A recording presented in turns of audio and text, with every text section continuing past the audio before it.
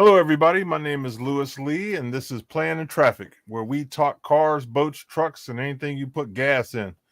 And we have our special guest tonight, Dan Short. You all know him from TV. How's it going, Dan? I'm doing well. How are you doing, Lewis?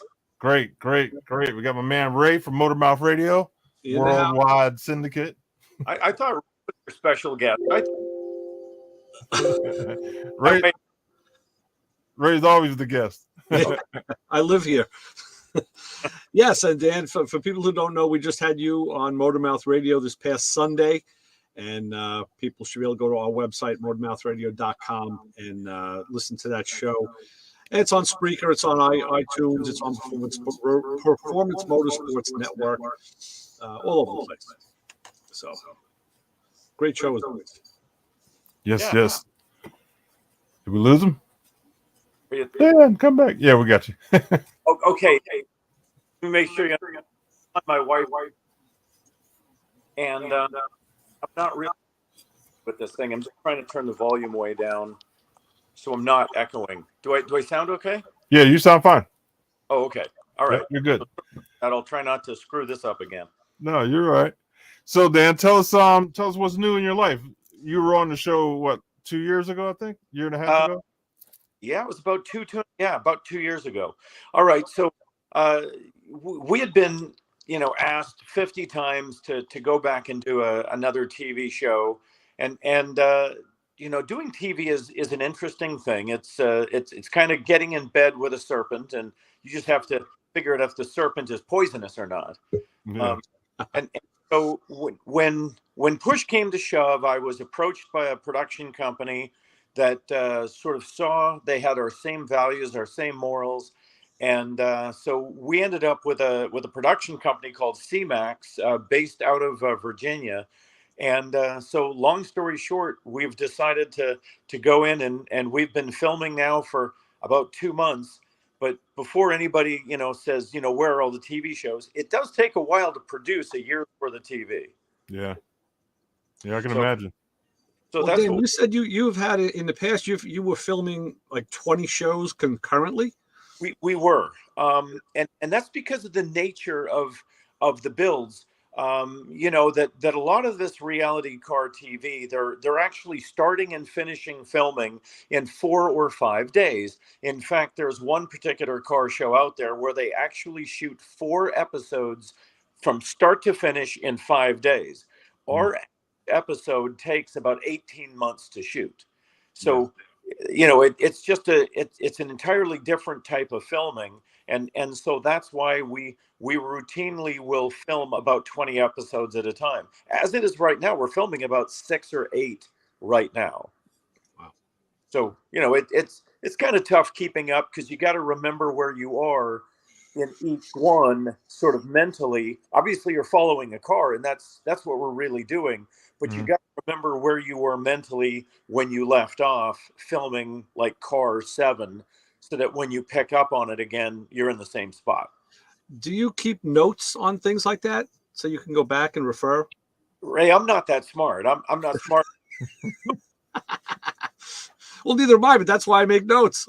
Yeah. So what it is you just, you got to sort of just stay in the game. If that makes any sense, so, where like we just delivered a car yesterday. We just filmed the delivery sequence. Yesterday, I've lost one. Day before yesterday.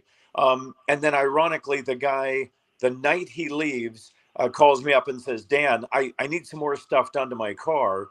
And so we're actually filming even after the delivery, and we've got to throw that into the mix. And I think that episode's going to release in, probably about a month. Okay. So what channel will we be able to see it on? Well, so we're not doing, and this is a gamesmanship thing. So of course we were on Discovery. I think in Canada it was Discovery Prime. In the United States we did a little bit of time on Discovery, and then we went on Velocity and Motor Trend.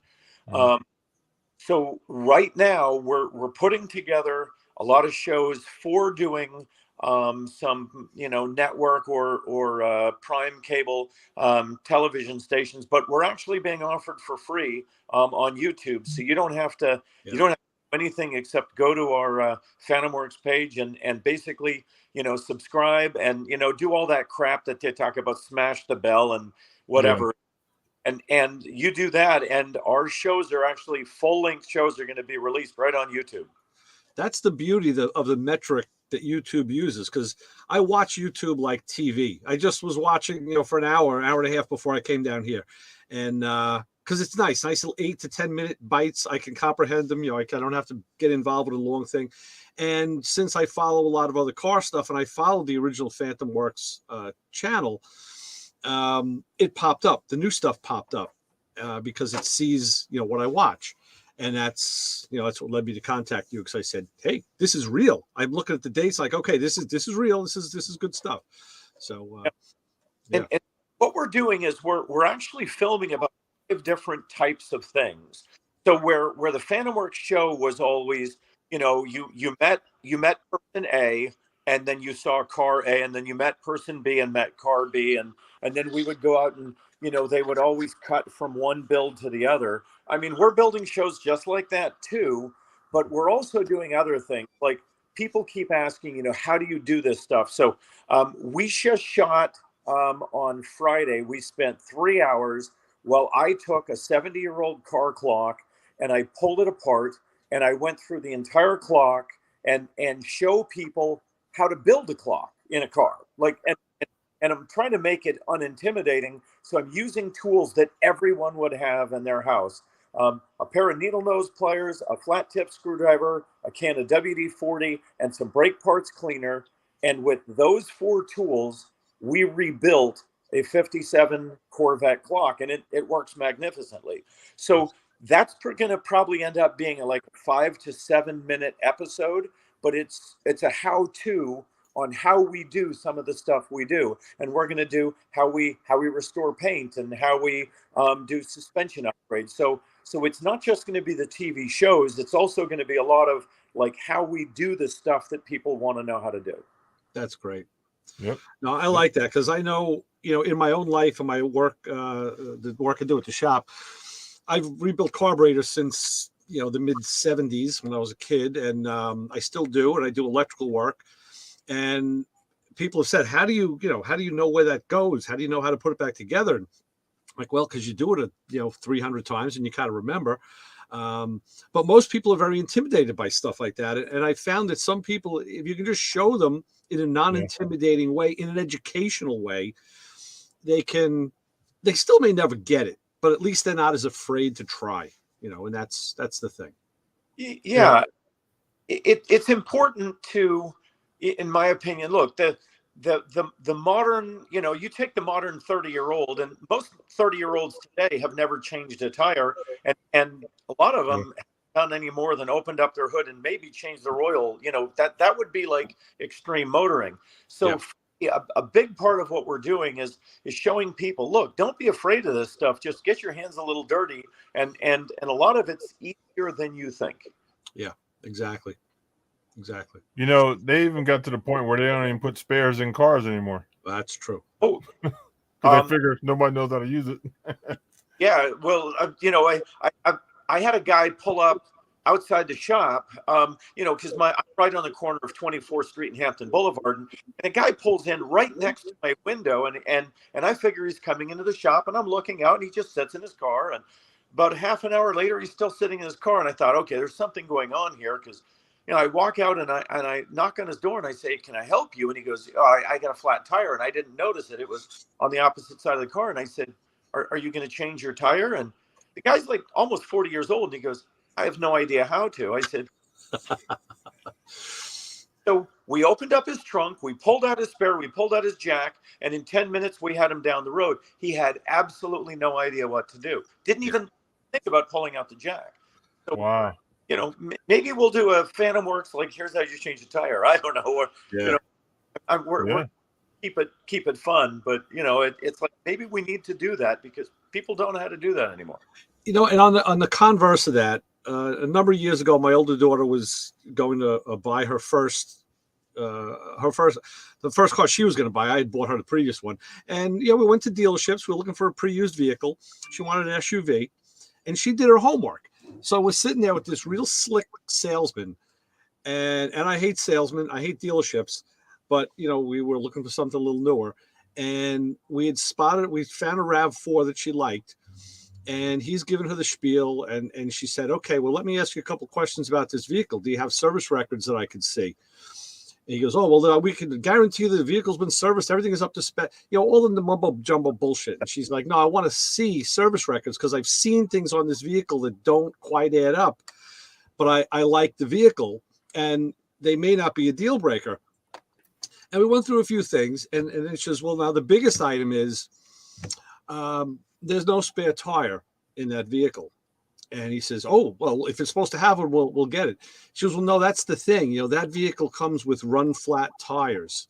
And if you look at the window sticker you printed and put on it, it says run flat tires. The car does not have run flat tires on it. So somebody traded this car in or took it off a lease and put regular tires on it. So what am I going to do when I have a flat at night and it's raining and it's right? There's no jack, there's no spare, there's no nothing. And this guy didn't know what to say.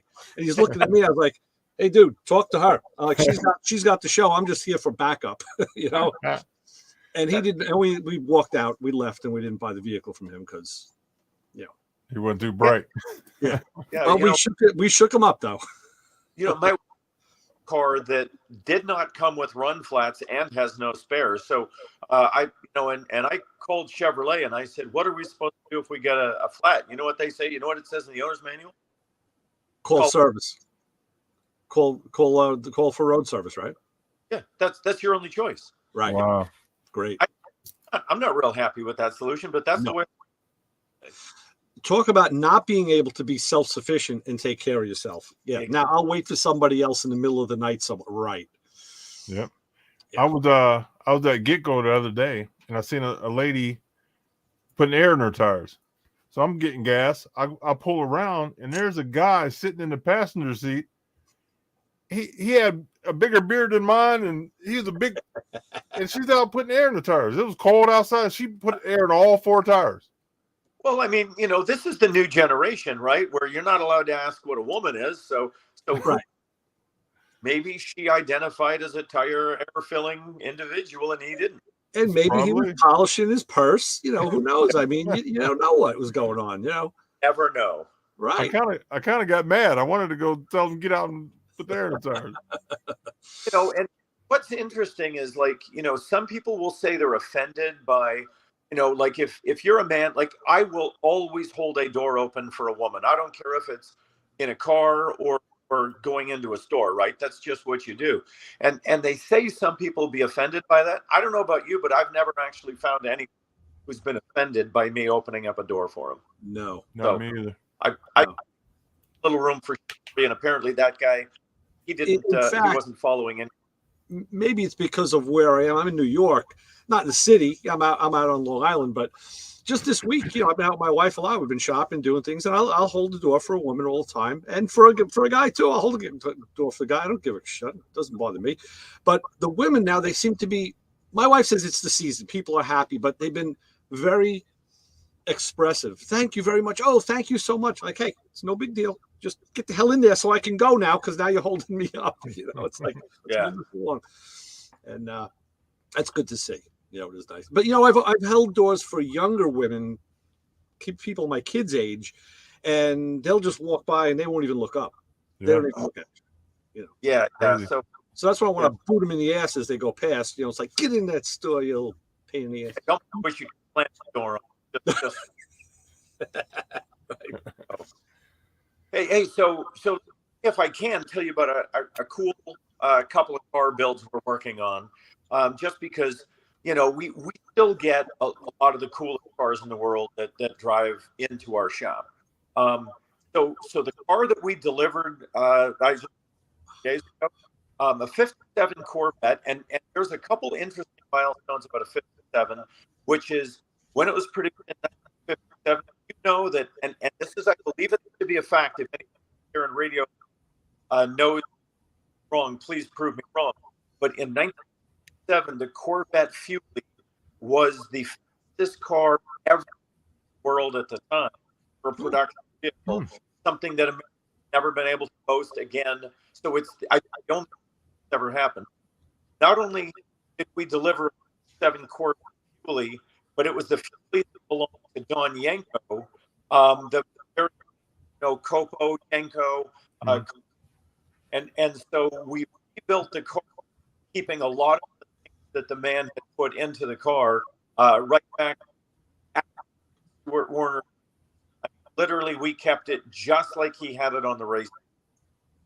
That was actually a ton of fun, and which actually to be go. The owner couldn't believe how fast the car was, even though 57 Rangers are different than 2022, and it was blown away, telling me that it's fast modern car.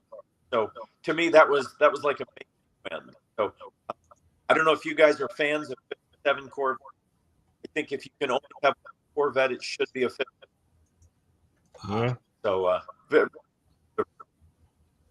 yeah, they're a beautiful car. They really are. So I always want to let the owner drive the car, and I always have to sort of cope with driving. I won't say fast because I don't want people to necessarily break the law, but I certainly want them to experience the car. And so we're driving down the road, and this guy's having so much fun. And I'd been saying to him, you can open it up a little bit if you want to. And he decides to open it up, and apparently he's not looking, just as an old lady's starting to cross the road. Oh no. And I'm looking at what's happening, and I'm feeling this car, I'm being kicked back in the seat, and the exhaust is opening up, and this horrific sound is coming out of the car as it just revs, and he's hitting 4,000 or 5,000 RPM. And this woman who was blocked by another vehicle that was going the other way, and as this vehicle sort of unmasks her, she looks at the car, I'm looking at her, I'm screaming at the guy, stop! And we missed this poor woman by maybe 1.5 feet or 2 feet. She turns and gives daggers to this poor guy, and he's like, I'm sorry. And I'm like, I want you to enjoy your car, but we probably shouldn't kill people. All of this on camera, because we had 3 GoPros in the camera at the time. I'm not sure what'll make the show, but I'll tell you, it was the most terrified I've ever been on a test drive with anyone, because I thought we were going to kill the poor lady. And I other than I'm screaming at this guy to stop. That's one of my favorite parts of the show is when you do a test drive and the customer would drive, because let's face it, not everybody is checked out as well as you are, and others might be. And it was always great seeing your gut reaction to the way some of these people drive. I've had a few of them scare the living piss out of me. I'll be honest with you. I'm sure. Because you're absolutely right. You don't know if they know what they're doing. And look, even when I get in an old car, I don't care if it's got 100 horsepower or 800 horsepower. I drive it like an old lady for at least the first 10 seconds, just to get a feel for it. I test the brakes. I make a couple of turns. I at least want to understand the machine before I start getting aggressive in it. Right. Clients jump in cars that I've just spent 2 years building for them. They literally have not been even into second gear yet, and they're dropping it in first gear and dropping the clutch at 5,000 RPM. Yeah. And I'm just looking at them like, you have no idea what this vehicle is going to do, or if he even has brakes on it, and they've just got this faith, and they just hit it. And meantime, my eyes are as big as saucers, like, wondering if we're going to survive this test drive. So the thing I always think of is a lot of these guys are obviously, by their own admission, returning to the hobby, getting the car that they lost 30 years ago. Like, what have they driven for 30 years? A Caddy, a Renault, a Yugo, like probably not that 800 horsepower Camaro you just built for them, and now they're going to get behind the wheel like they're, 22 again. Scary. Yeah. So this guy, before he almost kills the lady on the road, we're in the shop, and I generally don't let clients drive in the shop, but for the delivery on camera, I brief them ahead of time. I'm like, look, when you drive out, I need you to drive out at a walking pace, because I've actually had someone in my shop drive a car into another car. Oh. And I mean, so I'm looking at 2 crushed cars in my shop, and the one guy that did it, he got out of the car, walked out and said, Dan, that's your problem. And Wow. and he really did that, and I was dumbfounded. So I said to this guy, I said, hey, look, we're gonna drive out, but I need you to drive out slow. And he goes, Dan, I got to be honest with you. I haven't driven a stick shift in 20 years, so I haven't driven a clutch. And I said, you want me to drive out of the shop? And he goes, no, I want to do it. I'll just take it real easy. This guy revs it up to like $2,000 and dumps the clutch. We took out a 63 split window. Oh, man. 7 Corvette as we're just trying to get out of the shop. Oh, God. I got to tell you, every once in a while, my customers do it to me, and I get to piss razor blades. Yeah. They're doing on a shop floor, too, which is admittedly not the best traction surface in the world. Oh, geez. Well, and I will tell you, Dave, I will tell you that, we in the industry and, in the music industry and in the video industry, we all borrow from each other. And, it's kind of a form of appreciative. That's a better word I'm thinking of. But anyway, at the shop I work at, I do a lot of brake work. It just seems that's one of the things I do most of, and besides electrical. And I have adopted the Dan Short Danger Drive. And I told the shop owner, I taught him how to do it, and he loves it. He goes out and he just jams on that pedal, and it always makes me cringe. But I said, this is a great test, because you get so much information from that short test. Oh, you do. Yeah. Now, in fairness, they only like to show that's what I call the third phase of the brake check. So I always do a 3-phase, right? So phase 1, center crown of the road, 20-25 miles an hour, like you're driving through a neighborhood, hands off the wheel, hit the brakes fairly aggressively, but not enough to chirp it. And what I'm testing there is, a kid throws a ball out between a car, you're not paying attention, but you hit the brakes. Does the car stay true?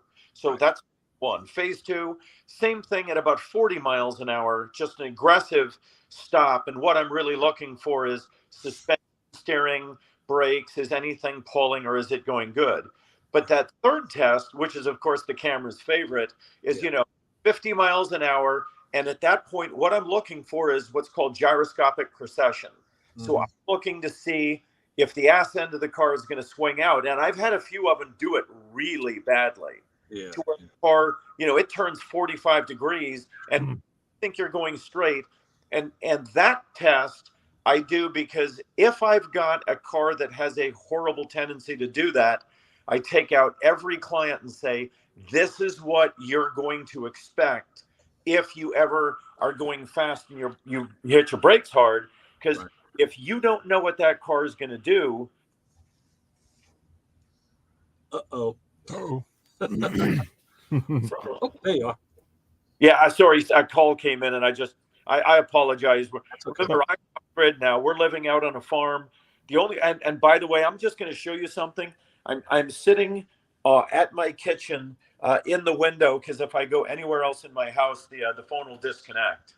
Wow. Remember, Acres and Oliver would on the pole, climb the pole and hang onto the wire to make the call. I'm just about there right now in my life. So I have it somewhere. I'm windowsill. So you're off grid pretty much out there, huh? Oliver. Yeah. We're actually producing almost 100% of our own base food, eggs, chicken, beef, pork, fruits, vegetables. I mean, we're producing everything out here, even water and electricity. That's great. Just to jump back a half a step, I want to, on that last topic about the brake test. That was another thing that I started doing when I taught both my daughters to drive, and I actually taught my wife to drive too. And I would take them out on a damp day or a wet day or a snowy day, perfectly in the parking lot, and tell them, jam on those brakes. and they never wanted to do it. So I would do it and show them. I said, I want you to see what ABS feels like, and to do it on a wet surface or snow is very easy because you lose traction. And they said, well, why do we have to do that? I was like, because I don't want the first time you feel it to be as you're approaching another car or a bus. Yeah. You're going to have enough going on in your head at that time. You don't need another distraction that's going to make you take your foot off the brake. And again, it's all about just teaching people what to do. Look, I recommend it to all of my clients. In fact, not just in their classic cars, which of course don't have ABS, but in their modern cars. You don't want the first time you've got an emergency to be the time you're learning what your car is going to do. That's right. Yeah. And I got to tell you, you have no idea. Look, I got tons of emails, right? I mean, and I still do, right? Thousands of Facebook messages and emails and notes. But I got like 5 guys write me, how dare you hit the brakes? You've destroyed the tires in a single brake check. I've heard that too. Yeah. Really? You think if the tires we're driving on are so bad that you skid one time for 40 tires? Right. I don't know where you buy your tires, but you got to stop buying your tires there, pal. Because right. No tires destroyed by one skid. Yeah. So I always say people reveal a lot about themselves by the comments they make. So, yeah. Well, you know what we did? We did a section, and it became the thing that stopped stupid hate mail.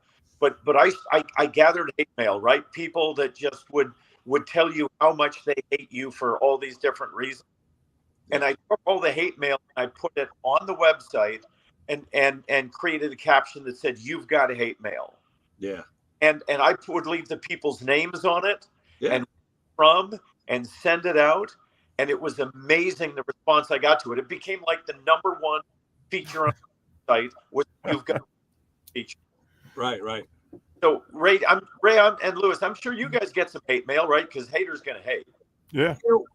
We do. And what happens is on the radio show, my partner Chris, he makes the promo that we play every week. And what we do is we like to showcase what people say when they call in. Just stupid little thing. But if someone calls and says something like, "Hey, you guys suck," yeah, that's going in there. That's going in there without a doubt. It's like, sure, we don't hide from that. Yeah. My favorite one, and I can't remember why the guy wrote it, but my single favorite hate mail of all time is, Dan, you're a moron. I hate you. Everything about you is stupid. But he ended it with the best. I want you to suck on a bucket of balls and eat a basket of dicks. Wow, that's just like that. A lot of hate. You're like, that guy really hates me. And at that point, you're just interested, like, wow, I love the fact that you hate me this much, but what did I do to bring out this visceral emotion in you? And of course, he never answered, but I loved that email. I just thought somebody went to that length to tell me how much they hate me. And I thought, that's just awesome. I may be able to shed some light on that because there's I watch a lot of media in different forms, on the internet and on YouTube and there's just some people that you don't like, and you don't like them on TV. I'm like, yeah, you're a jerk. And then the more you watch them and more you see them, start to like them. Sometimes that does happen. Yes, you do change and you do, like, that has happened. But sometimes you like them less and you hate them even more. And it just, and I've said to myself, why? If I could meet this guy or girl and sit across from him, maybe it wouldn't be so bad. And of course, you don't get that opportunity. So maybe that guy just used that to vent. I don't know. Well, I actually met a guy who wrote me hate mail one time. I was at a car show, and I'm going through the car show, and he walks up to me, and he's like, "You're Dan Short from Fantom." I'm like, yeah, and so we get to talk, and it turns out he finally admits after a couple minutes of conversation, he goes, I wrote this thing about you, and I went, and I remember, like, he described what he'd written. I remembered that. I said, why did you do that? He goes, because I felt like it. I felt like I was telling him. He goes, and it was interesting. He goes, but now that I've talked to you, I actually don't think you're a jerk. I think you actually might know a little bit about cars. And sorry, I wrote that. And I'm like, okay, fair enough, but Yeah. but he admitted that he hated me through a blog, but it was on something that I don't know what it was. But, when we met and we chatted, it was like, yeah, it's actually not bad. Now, conversely, I've had come to my shop, and we'll talk, and if they come and I'm busy, and I get a picture, I'm like, no, I can't get. I'm in the middle of pulling an engine out of it. Like, you are just like you are on. Right. Right. Yeah, get out of. That's right. I get it. It's actually a little fun. So, Yeah. so tell me, have you ever had a hate mail or something that actually got you off? I've had just pissed me off. I'll tell you this. I know I've spoke to people, and I actually I have gotten to talk to a few people about this and talk it through. And usually the hate mail comes from jealousy. They like you have what they want, or more than they do, and they don't like you showing somebody else that. Like, who are you to know more than me? And so nothing that's really ever gotten much worse than that. But what about you, Lewis? Have you? Yeah. Come here. I'm kind of sexy, so I get it all the time. Oh, yeah. So they pick on your looks. Yeah. No, well, I get like I might say something, and people will email me or text me and say, when should I tell her the rudest stuff about something I said. You're gonna be busy. It's like the weirdest thing. Like, you really concentrate on one word? Yeah, I figure haters got to hate. Round 4. You guys, I don't know if you've seen it, but the very first show we did a 63 Corvette that was getting ready for a wedding. Oh, the one that did the hardtop, the hardtop. Yeah, that one. Yep. So we built that car, and let me just give you a couple sort of facts of life. I spent about $98,000 to build that car. Wow. We only billed the guy about $64,000. So wow. Almost exactly $1,000 for each year. So basically, I felt bad. The guy was going to his wedding, so I underbilled him to the tune of about $30,000. I just ate it myself. And so we deliver this car, and it was gorgeous. I mean, it ran great. It looked great. It was a stunning car inside and out, right? And so, but the production crew wanted some like dirt, that dirty laundry that what is it, Don Henley talks about it. Don Henley, right? Don Henley, right? So they need some dirty laundry. So they sit the guy down and ask him, how do you feel about the fact that Dan took $64,000 from you the week before your wedding?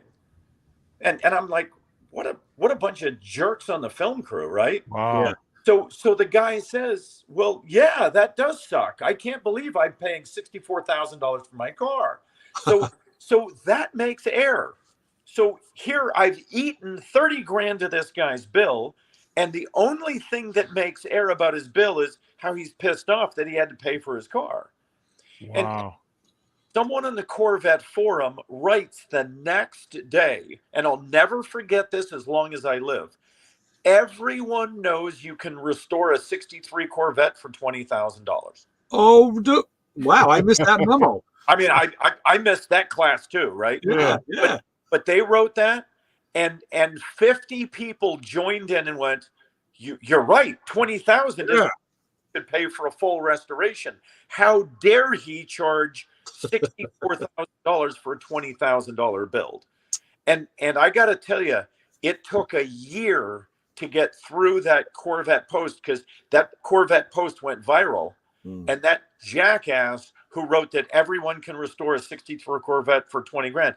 By the way, do you know how much I recently paid just for a pair of window trim for a 63 Corvette? Windshield trim and back glass trim. Throw me a guess at just what 2 pieces of trim cost. Geez, I hate these questions. I don't know. 5,000. I was gonna say $5,000. $22,000. $22,000. $22,000 just for 2 pieces of trim. It was a full windshield trim and a full original back trim for a 63 Corvette. And that's not even the inside trim for the windows, just the outside.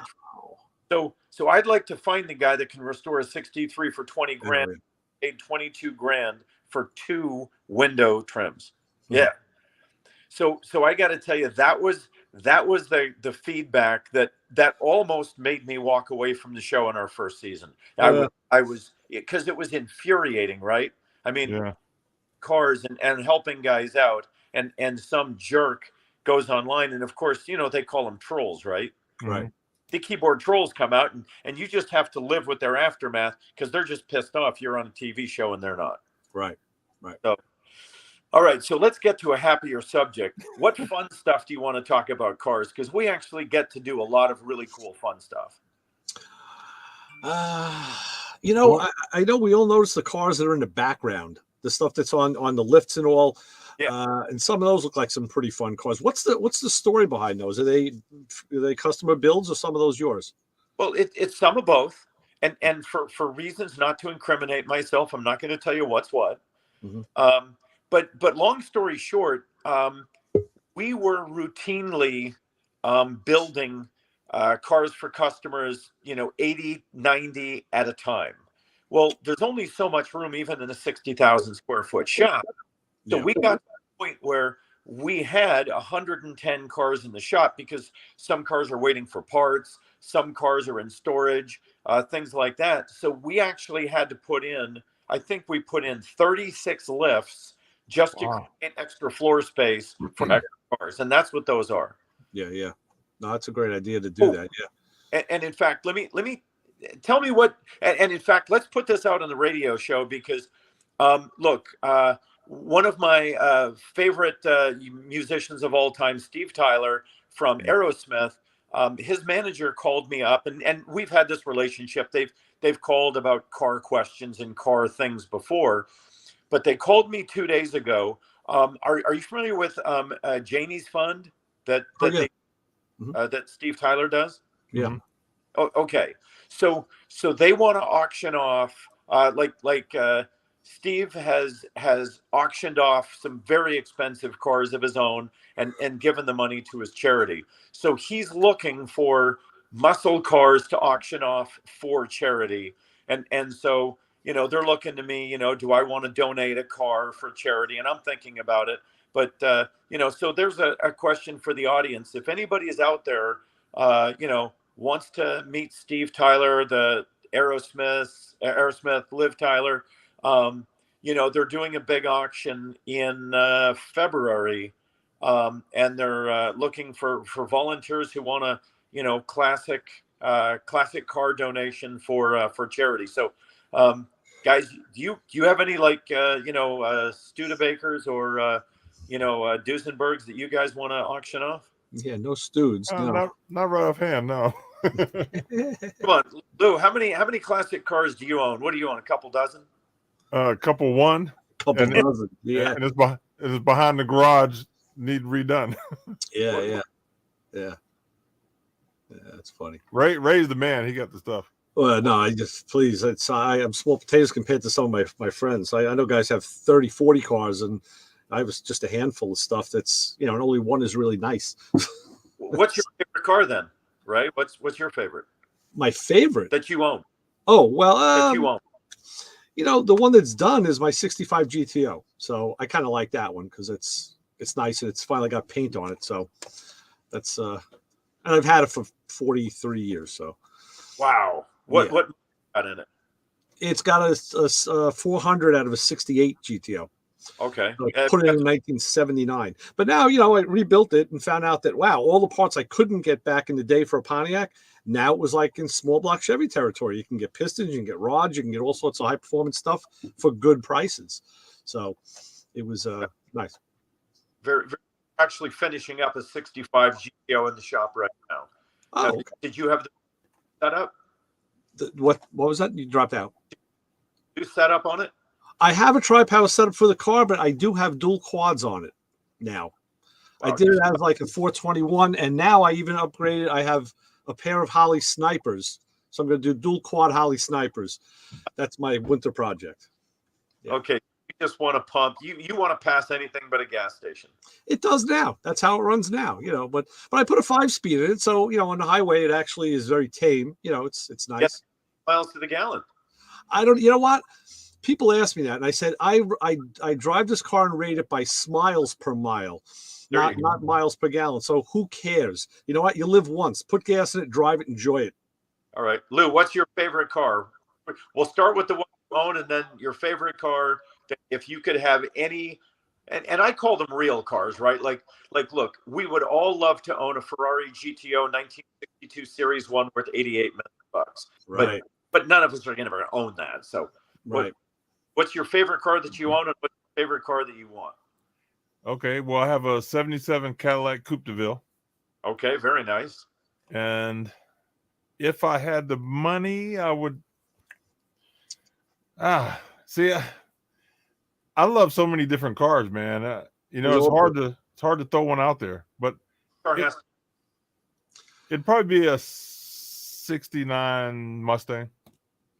Wow. Fastback episode. Yeah. With a coyote in it. Yeah. Or Dan's favorite. Hold on. Or one of Boyd Coddington's Vickies. Yeah. 34 Vicky. Yeah. So that'd probably be the one I'd jump on. Well, the Alumatub is kind of nice too. That's a sweetheart. That was a pretty car. Yeah. In fact, that was Boyd Coddington's greatest creation, personally. Yeah, I think so. Yeah. I think so. I enjoyed seeing them work on that on TV. I'd like to drop an LS in my Fiat. That'd be cool. That'd be kind of different if I get a Fiat Spider, 124 Spider. Yeah. You've done those on the show. You're one of the only shows who's actually had a Fiat Spider on the show. Yeah, we've got one in the shop now. I'm not sure that I'd put an LS in it because I got to tell you, those LSs are pretty stout motors. Yeah, I know. They're faster than most people are ready for, especially without traction control. I actually was thinking, when they first came out, a supercharged Ecotec would be a cool, nice little 4-cylinder build for that car. Yeah. Do they sell them with open source computers? I don't know. I didn't look into it. All I know is my wife has a car now with an Ecotec, and I'm always fixing it, and chasing leaks left and right. I don't know. Well, hey, can I throw a hint out there to Radio Land on building an LS build? Sure. Okay, folks, I can't tell you how many people have brought me junkyard salvaged LS3s or LS2s or LS1s and said throw them in a car. And I recently turned back a 64 Corvette. We did the build, but the guy brought it to me. They had pulled an LS2 out of an old GTO, the 06 Holden GTOs, mm-hmm. and they threw it in his 64 Corvette. He had it at 5 different shops and had spent $20,000 just trying to unscrew the computer, the program, mm-hmm. fuel injection problems. Yeah. And he brought it to me and he said, is there anything you can do with this?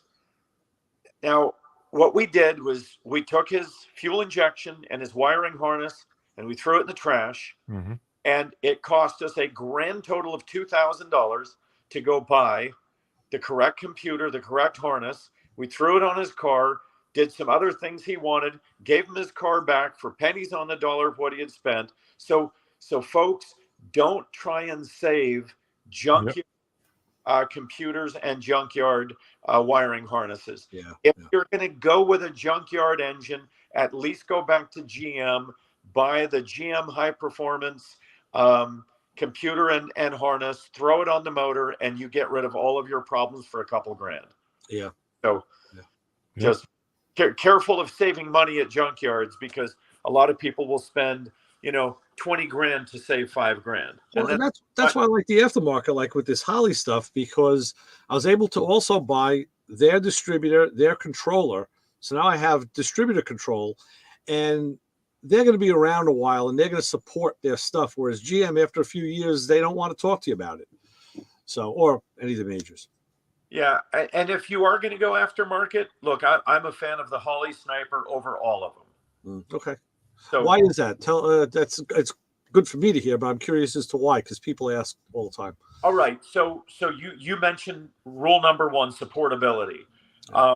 And there's been a couple generations of Sniper. Yes. So the latest one, which I believe are on version 3, but it is the most programmable, most tailorable fuel injection system out there. But the best part is it's the most solid software.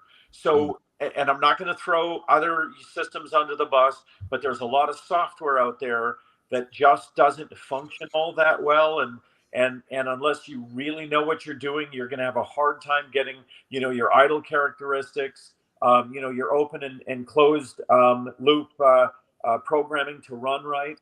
The Holly Sniper is overall the best software, the best support, and the most tailorable system in the world. So if you are going to do aftermarket, that's our number one pick. And in fact, no, it is our only pick. If you bring us anything else, we simply won't install it. That's the only one we'll do now. Good to know. So it's a good system. Yeah. And in fact, it is the only system on like, I own some, GM, like my 67 Camaro. We're fairly close to finishing up the LS3 mod on my 67 Camaro, the first car I ever owned, the one that I borrowed $1,600 when I was 19 years old and went out and bought. Nice. So we're doing an LS on it, but we're building one car that I had to use an aftermarket fuel injection because we wanted to hide it, and we went with the Holly Sniper. Yeah. So good system. So good to know. Good. That makes me feel better. Yeah. Yeah, you're going with 2, right? Right. Yeah, I'm going with Totem, and I did find out from talking to my buddy who's a Holly tech that a lot of problems people have with the Holly is they'll use their older MSD system, and the older MSD wasn't a true. It's digital. It's a digital system. There's a board in there, but it's not a clean digital signal like the new ones are. And I know a few guys who have done this. They've installed these systems and then taken them off because the car ran like crap, and they had older MSDs. Now I've been telling them what their mistakes are. So Holly says you got to use either a new MSD, a true digital box, or their controller. I said, you know what? Give me your controller. And it says MSD on the box because Holly owns MSD. So yeah. They've engineered it. They've done the retro. So are either of you real fans of MSD? I've used MSDs in my cars since the 80s, and I can't honestly say I've ever really seen a big difference in, I don't know. I used them because I believed in them. I believed what they stood for. I believed the marketing hype. I had nothing bad to say about them. I never had one fail on me or cause my car to explode, but yeah. So positive. So when I built my Pontiac, I built it with a Petronics distributor and no MSD, and that's how I was driving it right now, and it drives fine. So, okay, and why'd you choose Petronics over the HEI? Okay, I needed any Pontiac with a tri-power or dual quad system can't fit a large cap distributor. It just won't fit. Right. So I needed a small cap, and I wanted electronic distributor, and I could have converted, but I said, all right, let me go with Petronics. I went with their distributor, just went with their billet distributor, and with the small cap, it fit. That's why. Now, Lewis, what do you tinker with on your spare time? I mean, I know Ray's got his shop, I've got my shop, but how much time do you enjoy tinkering, and when was the last time you were under the hood of 77? Earlier this summer. I haven't been playing with the car too much. I bought a school bus and I'm converting it into an RV. Are you? So that's been I'm gonna retire in a couple years. So me and the wife are gonna travel. So I've been really aiming towards that. Dan, not only that, Lewis is a man of many talents that a lot of people don't know about. But tell him about some of your hobbies, Lewis. Some of the stuff you do, because it's phenomenal work. I make a bus because I'm contemplating something like that, and I need you to tell me the highlights and the lowlights of converting a school bus. Okay. Well, let me tell you what I do first. I'm in my leather shop. I have a leather company where I make leather products. I make purses, wallets, bags, gun holsters, anything really out of leather. So you're like Ralph Lauren on your weekend. Yeah. Okay. So I do that, and I also do the celebrity endorsement stuff. We talked about other things like Yeah. that. So I do that. And my bus. That's it. Okay. So what year bus did you choose? A really old one, a flat face, or did you choose a traditional school bus? Traditional. What I did is I bought a 2003 Bluebird International. Okay. Like 40 foot. Okay. Looks like this. All right. And me being in the car industry, I called a couple of fellas, and they came from all over the country and helped me cut the roof off. So we cut the roof off, raised it 18 inches, and now I'm to the point. I'm doing the body work, and I'm getting it to the point where I can insulate the inside spray foam, and then we're going to start to build probably in the spring. Okay, and I'm assuming you're getting. Oh, you broke up. Say it again. You keep breaking up. Yeah, we missed the end of that. Breaking up. Yeah, there you go. All right, go ahead. Say it again. So, what are you going to end up with inside your build? Full kitchen, bathroom, shower, bedroom, living room. We're going to live in it full time. We're going full time. Leather shop. Leather shop. I'm building storage under the bottom that will hold all my leather stuff, and it'll pull out. Full blown RV. So are you actually selling your house? I'm going to give it to my daughter, and she told me we're not allowed to come back. Yeah, she said I got 2 other kids. I can go to their house. So where are you going to go? I mean, how are you going to live in a school bus? Because obviously in the wintertime, you don't want to be anywhere up north. So where are you going to go in the winter times? Well, we're going to chase the sun. We're going out west, down south. Now I'm building this bus to withhold 0 degrees, 5 below. We're doing 3-inch insulation, foam insulation in it. So I'm putting 2-inch insulation on the floor. So I'm going to be in there pretty warm. I don't like being cold. Yeah. Okay, and what are you going to use for a heater? You adding a propane heater on the inside? No, we're going with diesel heaters. So we'll have 2 diesel heaters and a wood burner. They make mini wood burners.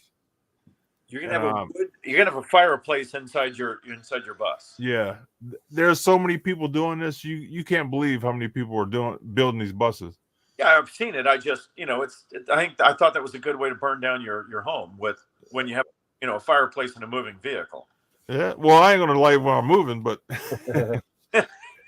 well, we'll see about that in the future. If I read the story that you've caught fire driving down the road, I'm like, yeah, he said he wasn't gonna light it, but he decided to. Yeah, I forgot to put it out. So we're also going with solar panels on the roof. Okay. And large water tanks, so I'll be able to go off grid for a month and a half. Yep. Okay. Rain collection system on the roof? No, I'm not doing the rain collection. It's easy to do, and let me tell you, it's a great source of fresh water. Yeah, I would if I were doing it. Yeah. Unless you drive to California. Yeah, California, they put a bill on me. Yeah, right, they'll probably charge you. Fine you for that, wouldn't they, out there? Because you're taking. Yeah, probably. Yep. So I have a YouTube channel. So you're actually about. Mm-hmm. Yep. I talked her into it. I initially was going to build a tiny home with shipping containers, and as I was watching those videos, hang on, right here. Huh? I'm sorry. Go ahead. So while we're watching the videos of the shipping containers, a bus comes by, and a guy redid it. I'm like, wow, that's a good idea. We could build a bus and travel, and live in the bus. And so we started watching more videos, and she liked certain things on different buses. So we've just been. A month later, I went and bought a bus and tore it apart. Yep. Okay, so Lou, when was the last time you and your wife spent 30 days together in a single room? Good question. Yeah, it's been a while. But you know what? I'm making 2 rooms. Okay. I had a living room and the bedroom. She can go in the back, or I go up front, or I go on the roof. We're gonna put a deck on the roof too. Okay. Yeah, Yeah. I mean that would scare me, because tiny living has tiny living, issues. And for what it's worth, my son and his wife and 2 daughters, they live full time in a 37-foot RV. Yeah. Wow. There's So a they lot got 4 of people in it, and I'm like, there are. Yeah. A lot of people doing it. I watched a couple. They got 10 kids, and they're on their 3rd bus. They've built 3 buses Wow. because they keep having kids. They need bigger buses. Wait a second. This wouldn't be a silver Prevost RV that you saw them in, would it be? No.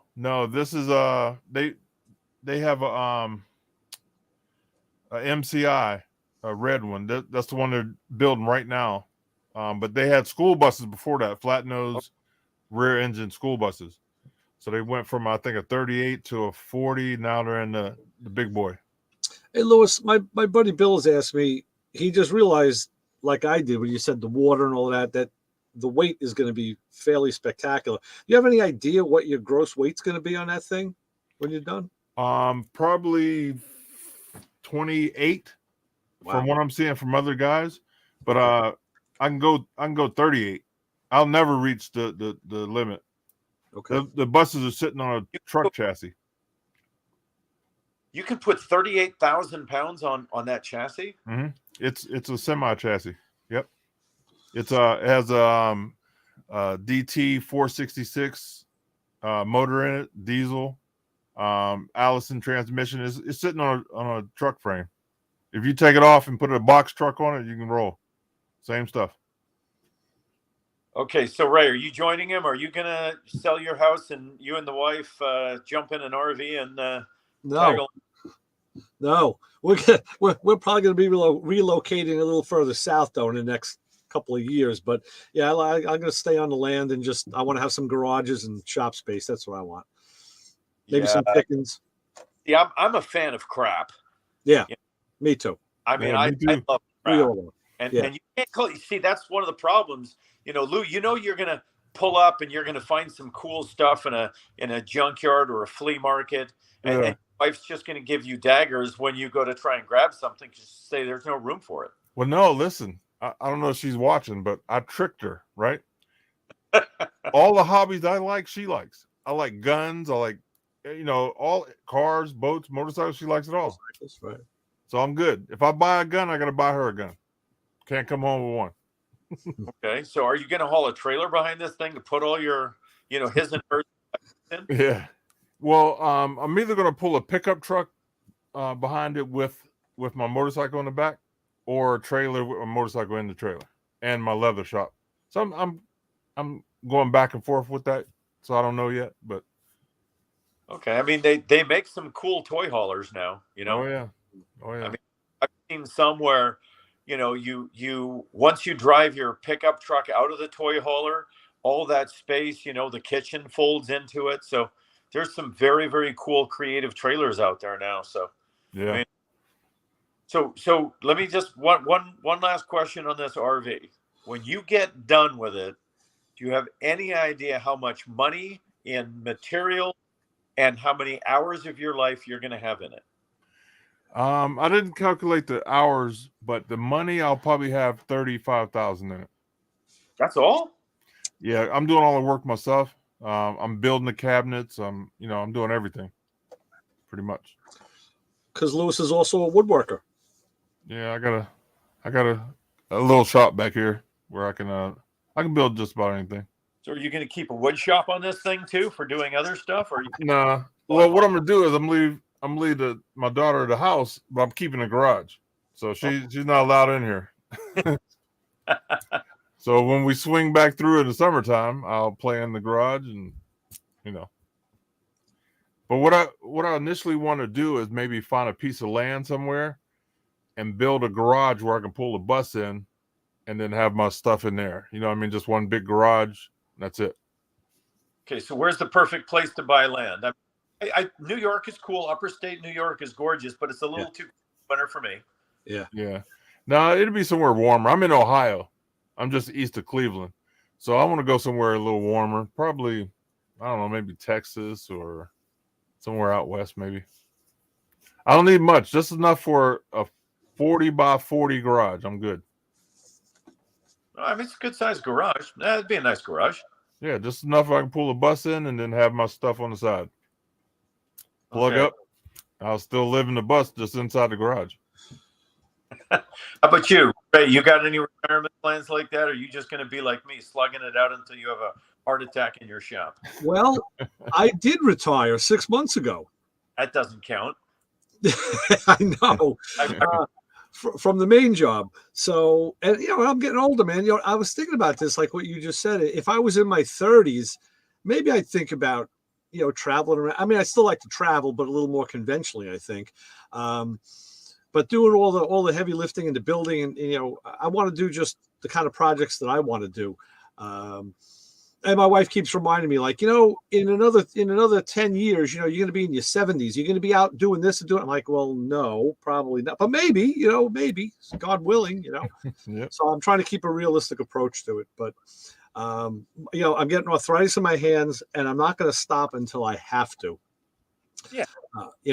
They'll be bringing me into the ER with wrenches in my hands because, I just refuse to give up. Well, I got to tell you a quick story. I actually retired, in the military, I did 24 years and so I was 43, 44. And I said, that's it. I'm retiring. And I retired. And my wife said, what are you going to do? I said, I'm going to sit home and watch Jerry Springer. and I really did. So I retired on a Friday afternoon. And on Monday morning, about 9 o'clock, I called her up and I said, what are you doing? And she said, I'm at work. Why don't you something to do? And so I said, okay. So I hung up the phone, and about 10 o'clock, I said, what are you doing? She said, I'm at work, leave me alone. And at noon, I called her up and I said, aren't you coming home for lunch? She said, no, I'm staying here. And so by the end of the first day, she came home and she said, get a job. Right. Got a job. Right. Well, I am in the category of I'm doing more now than I did when I was at work because I have the time to. I get a lot done during the day, and I find time management is easier for me now because I don't have that big thing called the job, the main job. I work at the shop, but that's when there's work to do and when I want to do it. So I kind of incorporate that into the other stuff I want to do. So I'm really enjoying it. I am. People tell me I look a little younger. I look less stressed. Yes, to all of that. I feel better. And I'm just kind of soaking that all in and letting it, I'm enjoying it, reveling in it, Yeah. So Dan, we got a couple guys in the chat that come on and they would love to ask you some questions before you get off. That's okay. All right. And my three subjects are, what is it? Politics. So as long as it's one, I don't care. Yes. Here we go, Coach Isaac. Justin is from American Gas or Hot Rod Shop up in Saginaw, Michigan. He builds a lot of cool stuff. And Macroman, of course, is a Snap-on dealer, So, Brian, I just wanted to make sure he was awake. Unmute yourself. Brian. You probably don't want him to unmute himself right now. Yeah, maybe not. Oh, he'll get a hold of me later. That's all right. Yeah. I was muted. Hey, Dan, how you doing? I'm doing well. How are you doing? Hanging in there. Just trying to dry out. We've had a long day of rain. Yeah. I think we're all in. Everybody, all of us except for Isaac, are probably in that big rain band. No, I'm getting rain here in Ohio too. Yeah, Justin probably Same. maybe not, but the rest of us. Now we got it. Yeah. Okay, so we're all in it. We're all in it. We had rain and snow at the beginning of the week. In Yeah, you were at Arizona? the beginning of it all. Yeah. Arizona. Yeah. It's been crap here. My cows, there's so much water out there, I couldn't even throw new hay for them. Yeah. Wow. Dan, where are you in Tennessee? No. I'm in Smithfield, Virginia. Virginia. Okay. Yeah, you're not too far from us. No. You know, still in America. Yeah. So Dan, did my buddy Frank get a hold of you? Did you guys connect up? I got a text from him, and I just, because he's 2 or 3 hours earlier, I usually make most of my calls at 7 a.m. and I figured he probably doesn't want to hear from me at 4 a.m. So, perhaps, this evening when I get done, you figure, well, it's 10 now. So it's only 8 o'clock or 7 o'clock in Arizona. Maybe I'll give him a call later tonight. Okay, yeah, good guy. He comes on here all the time. We do stuff all over. He's a good guy to talk to. Yeah, it's 8 o'clock here. Yeah. So guys, don't be shy. Ask him some questions. Dan, I have a question for you. On your off-grid vehicles, on your EMP stuff that you do with it, do you make the whole vehicle like a Faraday cage, or is it just the electronics separately? So there's two different approaches you can take. On a vehicle where it doesn't matter how big the antenna is, like for instance, the 71 FJ that we've converted, EMP, of course, is what you're concerned with is the RF energy being focused into electronics. And so the skin of the vehicle that's become the antenna, right? So if you, on a 71 FJ, of course, there's no computers. And all you've really got to contend with is an alternator and, the ignition system. So number one thing we do is we get rid of so this is where things like Patronics and MSDs and all that stuff, that's all out. So we go back with old school points condenser and then, just an alternator. If it's a generator, it's even safer. So if you're pre-65 with a generator, you don't even have to worry about, the diode, the rectifier tree inside the alternator. So EMP on an early vehicle is fairly easy. And then what we do is, and I know this is going to sound like it's cheating, but it's a pretty simple solution. You put in an extra set of points condenser and an alternator in a Faraday cage inside the vehicle. And then even if you got hit with a super high energy EMP, it would take you 10 minutes to swap out your alternator and throw a new set of points in there and you're back on the road again. So, I mean, you can burn out almost anything with an EMP, but most EMP is really going to be focused on the modern electronics, not on the old robust electronics. Right. So what do you do for a good source of reliable ignition points? Because the stuff that some of the stuff I've seen that we worked on some older cars with points, and this stuff was just garbage. I actually went to my stash and pulled points and condensers out to make a car run. So yeah, and I know what you're talking about. What I is the issue that we're really talking about here, sort of the quality control coming out of China right now? Absolutely, yeah. Without doubt. I think you guys were talking about that on the radio show Sunday. Yes. Just the new parts are just garbage. Right. Yeah. So look, my solution to the Chinese quality control issue is to buy 5. And that's the unfortunate reality of it, though, right? Yeah. And the good thing is, look, a set of points is $12. So even if you throw a handful of them in a box, you got like $100. I tell you, going through my junk and my stash, because I'm a hoarder, I have the old blister pack tune-up kits that were at Times Square stores, and I saved a couple of these only for posterity because I would never use them back in the day. I was either a Blue Street guy or a Niehoff guy. Valley Forge made good ignition parts. I was kind of a snob with that stuff, or Delco, and I saved it for posterity because it was like, hey, look at the junk they used to sell. Well, now I'm saving that because that'll be better than what I could buy from mainland. Oh, look. When it comes to a lot of the parts we're dealing with these days, if there's an electronic thing that's gone wrong, whether it's a headlight switch or some sort of a relay, we're rebuilding them more than we're replacing them because the replacements are failing so much the originals that we're better off taking a 50 part. So we're doing a lot of that. It's interesting you say that because when I rebuilt my Pontiac, it wasn't for that reason, but I reused as many of the original parts of that car as I could, even though aftermarket stuff, repro stuff, restoration stuff was available. Yeah. I did it because of the quality. I knew I had, a part was 50 years old, but if I took it apart and reconditioned it, now I was confident I had something better than what I could buy out of a catalog, and I could still say I had an original GM part in the car. So I made that mistake with my Mustang when I took it all apart, and I had reproduction fenders on it 30 years ago, and I took them and threw them away, and then I was like, oh, I'll just get fenders, and I bought fenders, and everything is garbage. I mean, I wish I could find the 30-year-old ones that I threw away, because they were far better than what you buy today. Very true. Yeah. We had a client that came in, and he had put an aftermarket, a Chinese hood on his Camaro. And I watched him, he asked us to paint it. We painted the hood up, and it looked beautiful.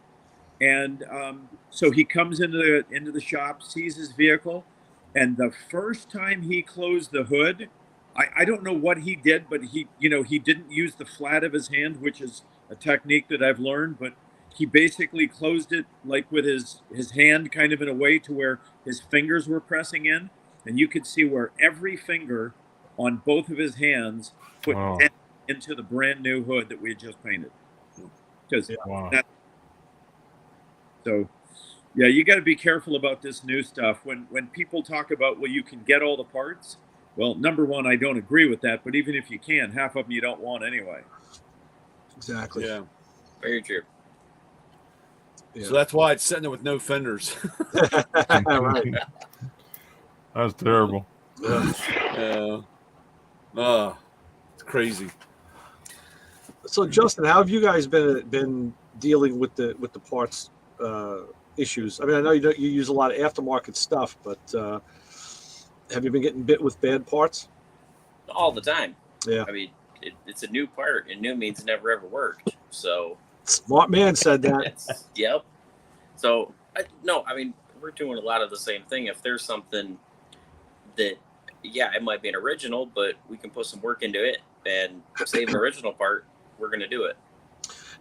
A funny story. I've told this before. You guys have probably heard it.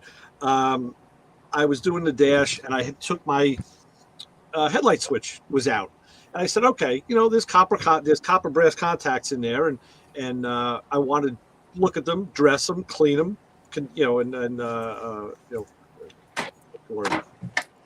preserve them." So I pried the little ears off the housing and took it apart slowly, and then it went sproing, and about 10 balls and springs went flying around the garage. I was like, oh shit, what did I just do? And luckily my co-host Joe at the time worked for Standard Motors, so I sent Joe a text, hey, can you get me the engineering drawing for a GM headlight switch? And he sent it to me, and with the help of that diagram and only 2 additional hands, I only needed 4 for that, I was able to get it back together. But what a job, man. That was tough. And if I got to tell you a story that an old man taught me. He's like a 92-year-old mechanic, and we were working on a Harley one day, and he says, Dan, we need a spark plug. And I said, yeah, I've ordered some. And he goes, oh no, you don't have any old spark plugs? And I'm like, you can't use old spark plugs. This guy, he goes into some old box and grabs an 80-year-old spark plug, cleans it up, and he says, these will work just fine. And I had no idea that basically his rule was you never, ever throw a spark plug away. They're good for the life of the car. Really? So, unless the electrode's burned up, you can use it. So on my original 47 Harley, I now have, 1940s spark plugs in my Harley. And they work just fine. So just an interesting point. I had no idea that some parts aren't as throwaway as we thought. Because my dad taught me, you use a spare set of plugs for, 10,000 miles and you throw it in the garbage. Apparently, that's not the truth. Spark plug will last for literally the life of the engine. Wow. So I just thought that was rather interesting, that some of these parts really don't go bad. On the other, a lot of the new stuff, it's bad before it even gets out of the box. So, Yep. I'm just a fan of the old stuff. Okay. That's the problem. You start cleaning stuff up, making things neater, and I misplaced my original Harley oil cans and spark plugs that I had up on this shelf back here. I don't know where I put them. But yeah, I have a couple of them too. And I keep a drawer of used spark plugs in the garage because I have the old, spark plug blaster. And I'll clean them, recap them, and put them back in. And you're right. Unless you burn them out, they will still work. Yeah. The only problem we ever had is if you took the glaze off the porcelain on the spark plug, and then, like I said, if you ran really rich, you'd foul them out pretty quick. That was on the older German stuff. You had to watch out on those, but the plugs would last forever, though. You're right. Sure. Yeah. So and then with the older Harleys, what plugs have you seen the best results with? They're actually made by Harley. Okay, the Harley plug, yeah. Because with aftermarket stuff, I always found Champions to be the best running plug in the older Harleys, at least the ones I had. Yeah, I think all I've got is Harley plugs in them now because the man, basically straightened me up and he said, don't use anything but these. So, right. Now they're not cheap. Let me tell you, a good set of 1940s Harley plugs is $200, and that's just for 2 plugs. Well, so the good thing is you only need 2. Yeah. Yeah, you're pay $100 for them, but they'll last forever. So right. I mean that's what we use, and they're just fine. Sure. Learn something new every day. Yeah.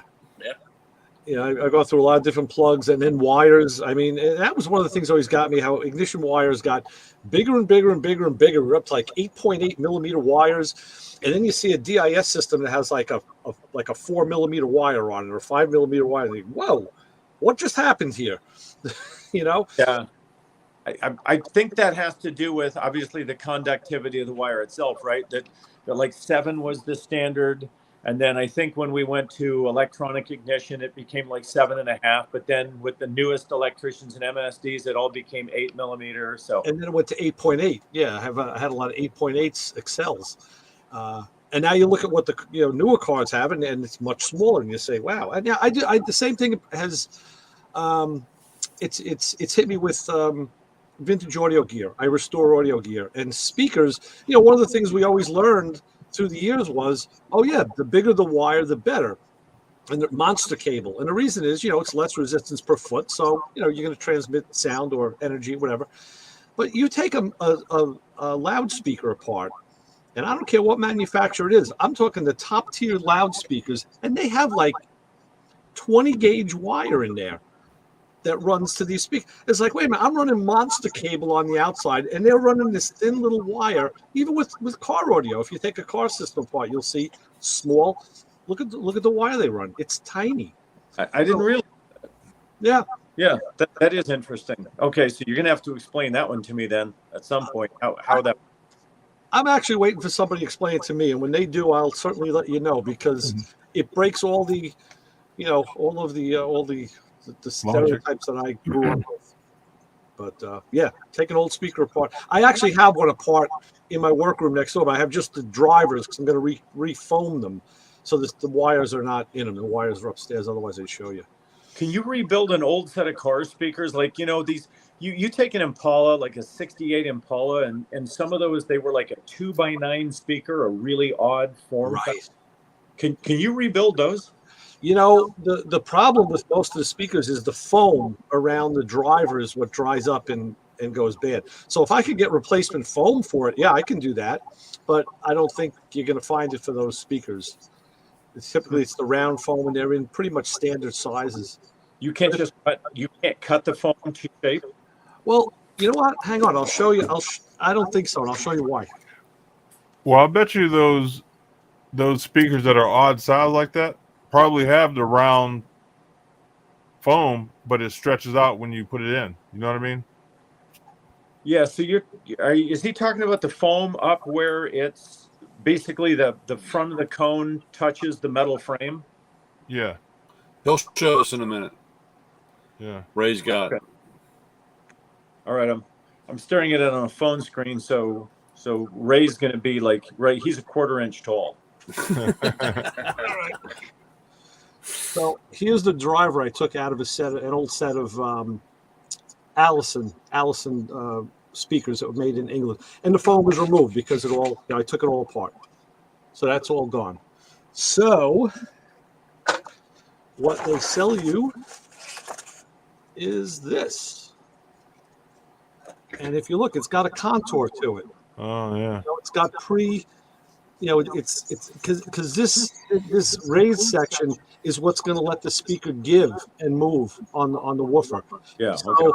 that's why this is the most important part right here. It's not a flat piece. So that's why, maybe in the car you could get away with a flat piece of foam more because it's not going to see a lot of power. And it's not going to have it's not going to drive like a loudspeaker. Is that just glued on, Ray? Yes, there's a special. Well, they call it a special glue. I have it. It almost looks like Elmer's glue. It's a white kind of pasty glue, and then when I do it, it ends up looking like pinhead because I use alligator clips, 100 of them. Actually, what I do is you have to center that. This cone can move. It can move around a little. It's on the voice coil. So what I do is I put a 50 hertz tone from a tone generator into this thing just to keep that cone alive. And then I center the foam on it and tack it down. And this, because if it's off and you glue it and it dries, then when you power this thing up and try and drive it, put power through it, you'll get a crappy sound. It'll sound like a blown speaker. So, All right. Yeah. So let me ask you a technical question. Ray, have you ever heard, or anybody out there ever heard of Aurora Design? There's so many companies that are called Aurora. What do they do? What do they design? All right. So about 80% of the customers, when they leave out of my shop, they want the original radio in their Studebaker, their Packard, their Camaro, their Mustang, or their Challenger. They want the original radio, but they want it upgraded with modern electronics and Bluetooth in it. And so Aurora Design is the company that actually builds the boards. Okay. And I have called Aurora Design, which I think they're in Ohio. I've called them 50, 60 times, sent them emails, never had a response back. So right now I don't have any way of buying boards to modify people's systems, and I'm looking for anyone out there who's got a source for it. Because okay, so you do the conversion yourself. You actually you do the internals yourself in house. Yeah. That's cool. I know custom auto sound is another one of the big ones. I'm actually looking to do that to redo the radio with my Pontiac to keep the original radio. And I'm not a big Bluetooth guy. That's more Justin's deal. I was about to say we do. I still want a CD player. I'm old. What can I tell you? I admit it. I'm a slave to my habits. And I just haven't found a company yet that I've decided I want to throw in with. I'd rather be able to do it myself, like Dan is saying. So maybe I'll start shouting out Aurora Design myself. I'll see if I can get somewhere. And well, Aurora is like 45 minutes for me. So next time I'm up that way, I'll try to see if they're there. Yeah, if you could, I got to tell you, these guys, I have done everything I can short of sending a carrier pigeon. Yeah. I'm just trying to buy some more components to build radios, and I can't get a hold of anyone. It's like the whole company is just folded up, and yet I'm pretty sure it's still there. Maybe you got to send a Scud missile, not a carrier pigeon. Maybe that's what it'll take. So a little bit of ordnance that way, get their attention. Yeah. So Dan, the from watching the TV show, from watching the show and talking, so basically you do everything on the car. Do you try to rebuild everything first before actual replacement, or is it just comes down to what the guy says? If the guy doesn't care, do you just save the parts for when you need them, or I guess what I'm asking is, do you try to save everything first, or are there people that just say just replace everything because they think new is better? Well, anyone who comes to me and says new is better, we sit down and they have to sort of listen to a Dan Short lecture where I explain to them sort of the truth of especially this modern COVID world. So look, if we're doing an LS swap, that's an easy one, right? Pull the motor out, put an LS in. So you're not going to try and fix anything.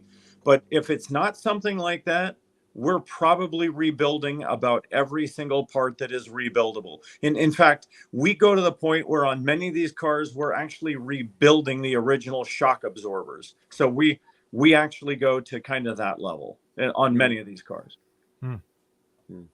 So yeah, because I love taking stuff apart. I just sometimes I don't get it back together. that is the harder phase, right? Taking it apart's easy. Putting it back together to make it work right is that's a whole other discussion. I come from that generation, like most of us do. It's to repair, to fix something, repair it, put it back in service, keep it in service. Now it's repair by replacement, and I hate it.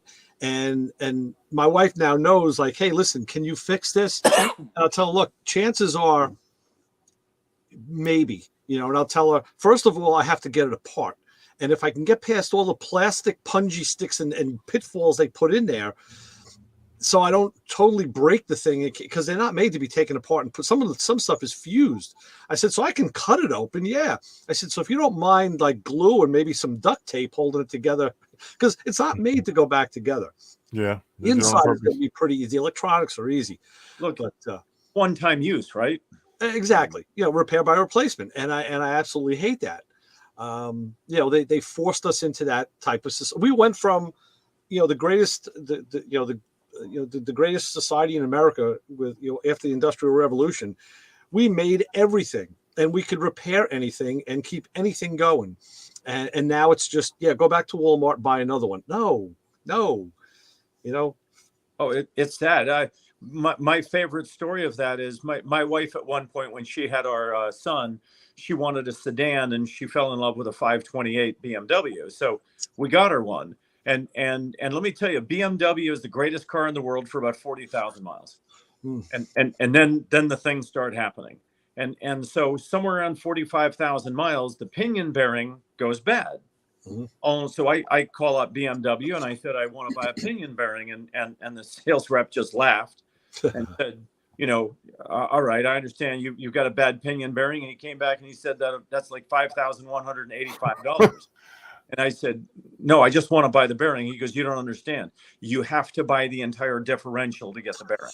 Wow. Only way BMW sells the bearing. So I said, I'm going to outsmart BMW and I'm going to go find, we ripped it apart and I got the dimensions on the bearing. A proprietary bearing by Fag Bearing Corporation in Germany is the only company in the world that made this bearing. And we called Fag Bearing and said, will you make us one? They said, we'll sell you if you're willing to go on contract for like 10,000, I'm going to sell it. Otherwise, go to BMW. So we were stuck and we had to replace the entire differential just to get a bearing. They do that with electronics too. And many companies have been doing that for years, where they'll put they'll design a microchip to drive whatever circuit it is.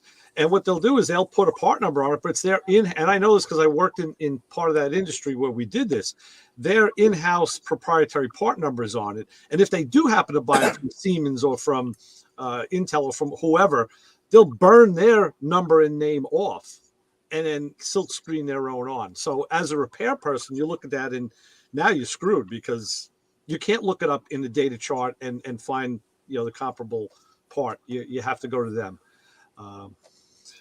My 4000 was that way on the steering linkage. They had a small U joint, and of course Audi, you had to buy the whole shaft, and it turned out a yoke from a John Deere tractor had the same U joint, and that's what we put in them, and it solved the problem. But coming from those German cars, they don't like that. Actually, on the newer cars now, BMW has a light that tells you it's time to replace the rear end or the differential. It comes on at 120 or 150,000 miles, and you just replace. Even if it's not making, you can't reset the light. I mean, the light's telling you it's time to replace. For that kind of money, it's getting yanked out. We're putting a 9-inch in it. Yeah, there you go. That's what we're doing. We had a Bentley in the shop one time, and the client comes he's got his 70,000 mile servicing he needs. And we went through the Bentley manual. Do you know how much a 70,000 mile servicing costs you on a Bentley? Ooh. No, A like lot. $1,000 worth of materials. I was like, I'd get a different car if I were yeah, you. that's like Ferrari services, you know. Yeah. Jeez. It's out of Yeah, control. that's crazy. Oh, and then my favorite part, one of the a valve in the evap control system was bad in this Bentley. It was made by Isuzu.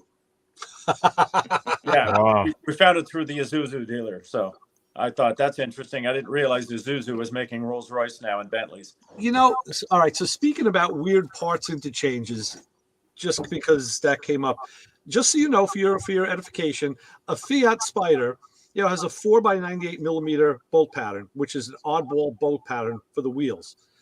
There are only 3 wheels that'll fit a Fiat, and I know this because I did it. Is the Fiat wheel. Yugo is the other one, and God knows nobody has a Yugo that has a wheel that wants to be put on anything, or a Maserati. Oh yeah. So Really? I have Maserati bi-turbo wheels on my Fiat because they're super light. They unsprung, and they use a steel insert where the lug bolt goes instead of having an aluminum surface. So they're phenomenal wheels, and you can get them on the market. You know that you know I bought them used, fairly cheap. So yeah, Maserati, Yugo, or Fiat. Go figure. So Yeah, it doesn't really, you know, surprise me. That could be a show by itself. Yeah. You probably know this, but a lot of the Ferrari parts are actually very common. It's Ferrari, Lamborghini, and Fiat. Yes.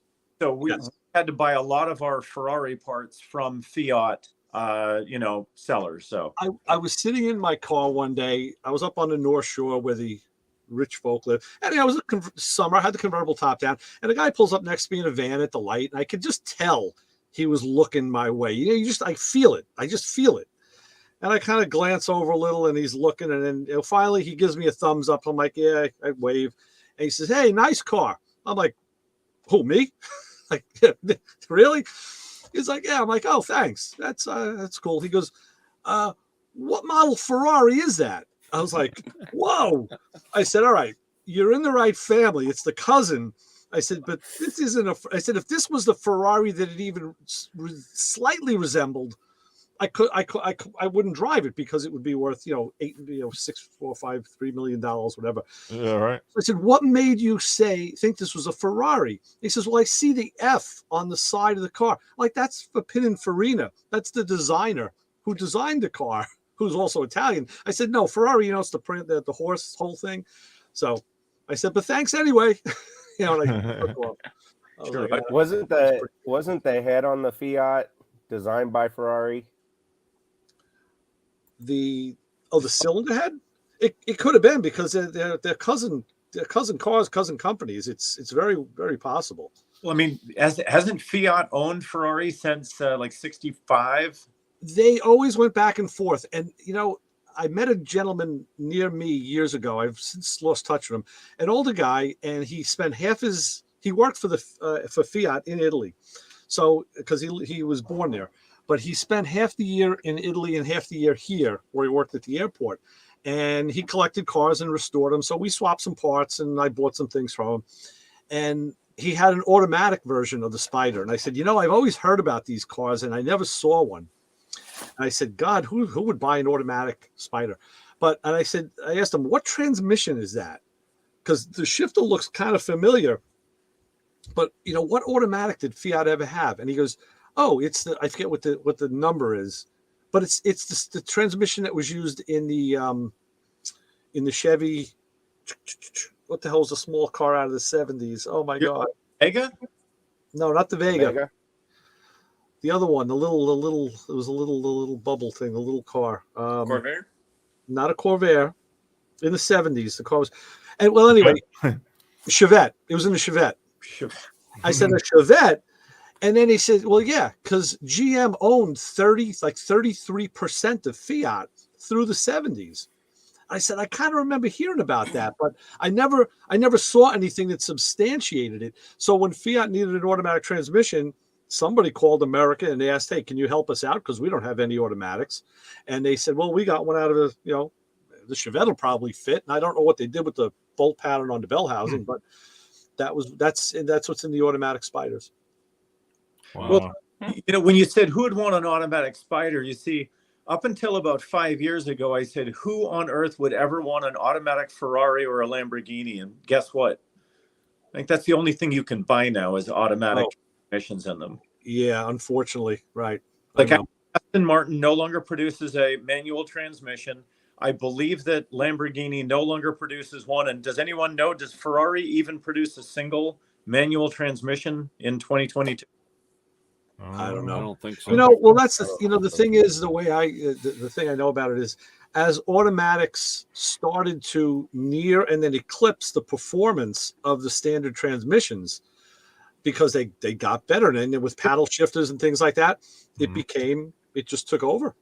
Well, but there's more to driving than how fast and how many millisecond your shift pause is, right? I agree. That to me, if you're not pushing the clutch in or figuring out how to shift without pushing the clutch in, then you've missed most of the fun of driving. Well, another one of the things people have said to me all these years is I've always had manual transmission cars, and they say, gee, how do you drive that? How do you drive a stick shift every day? Doesn't it get to be tiring? And I said, it's like the Blues Brothers, when Jake asked Elwood, how often does that train come by? So often you won't even notice it. And I said, that's the thing with the stick. You just do it so much, you don't even know you're doing it. It's just total muscle memory at that point.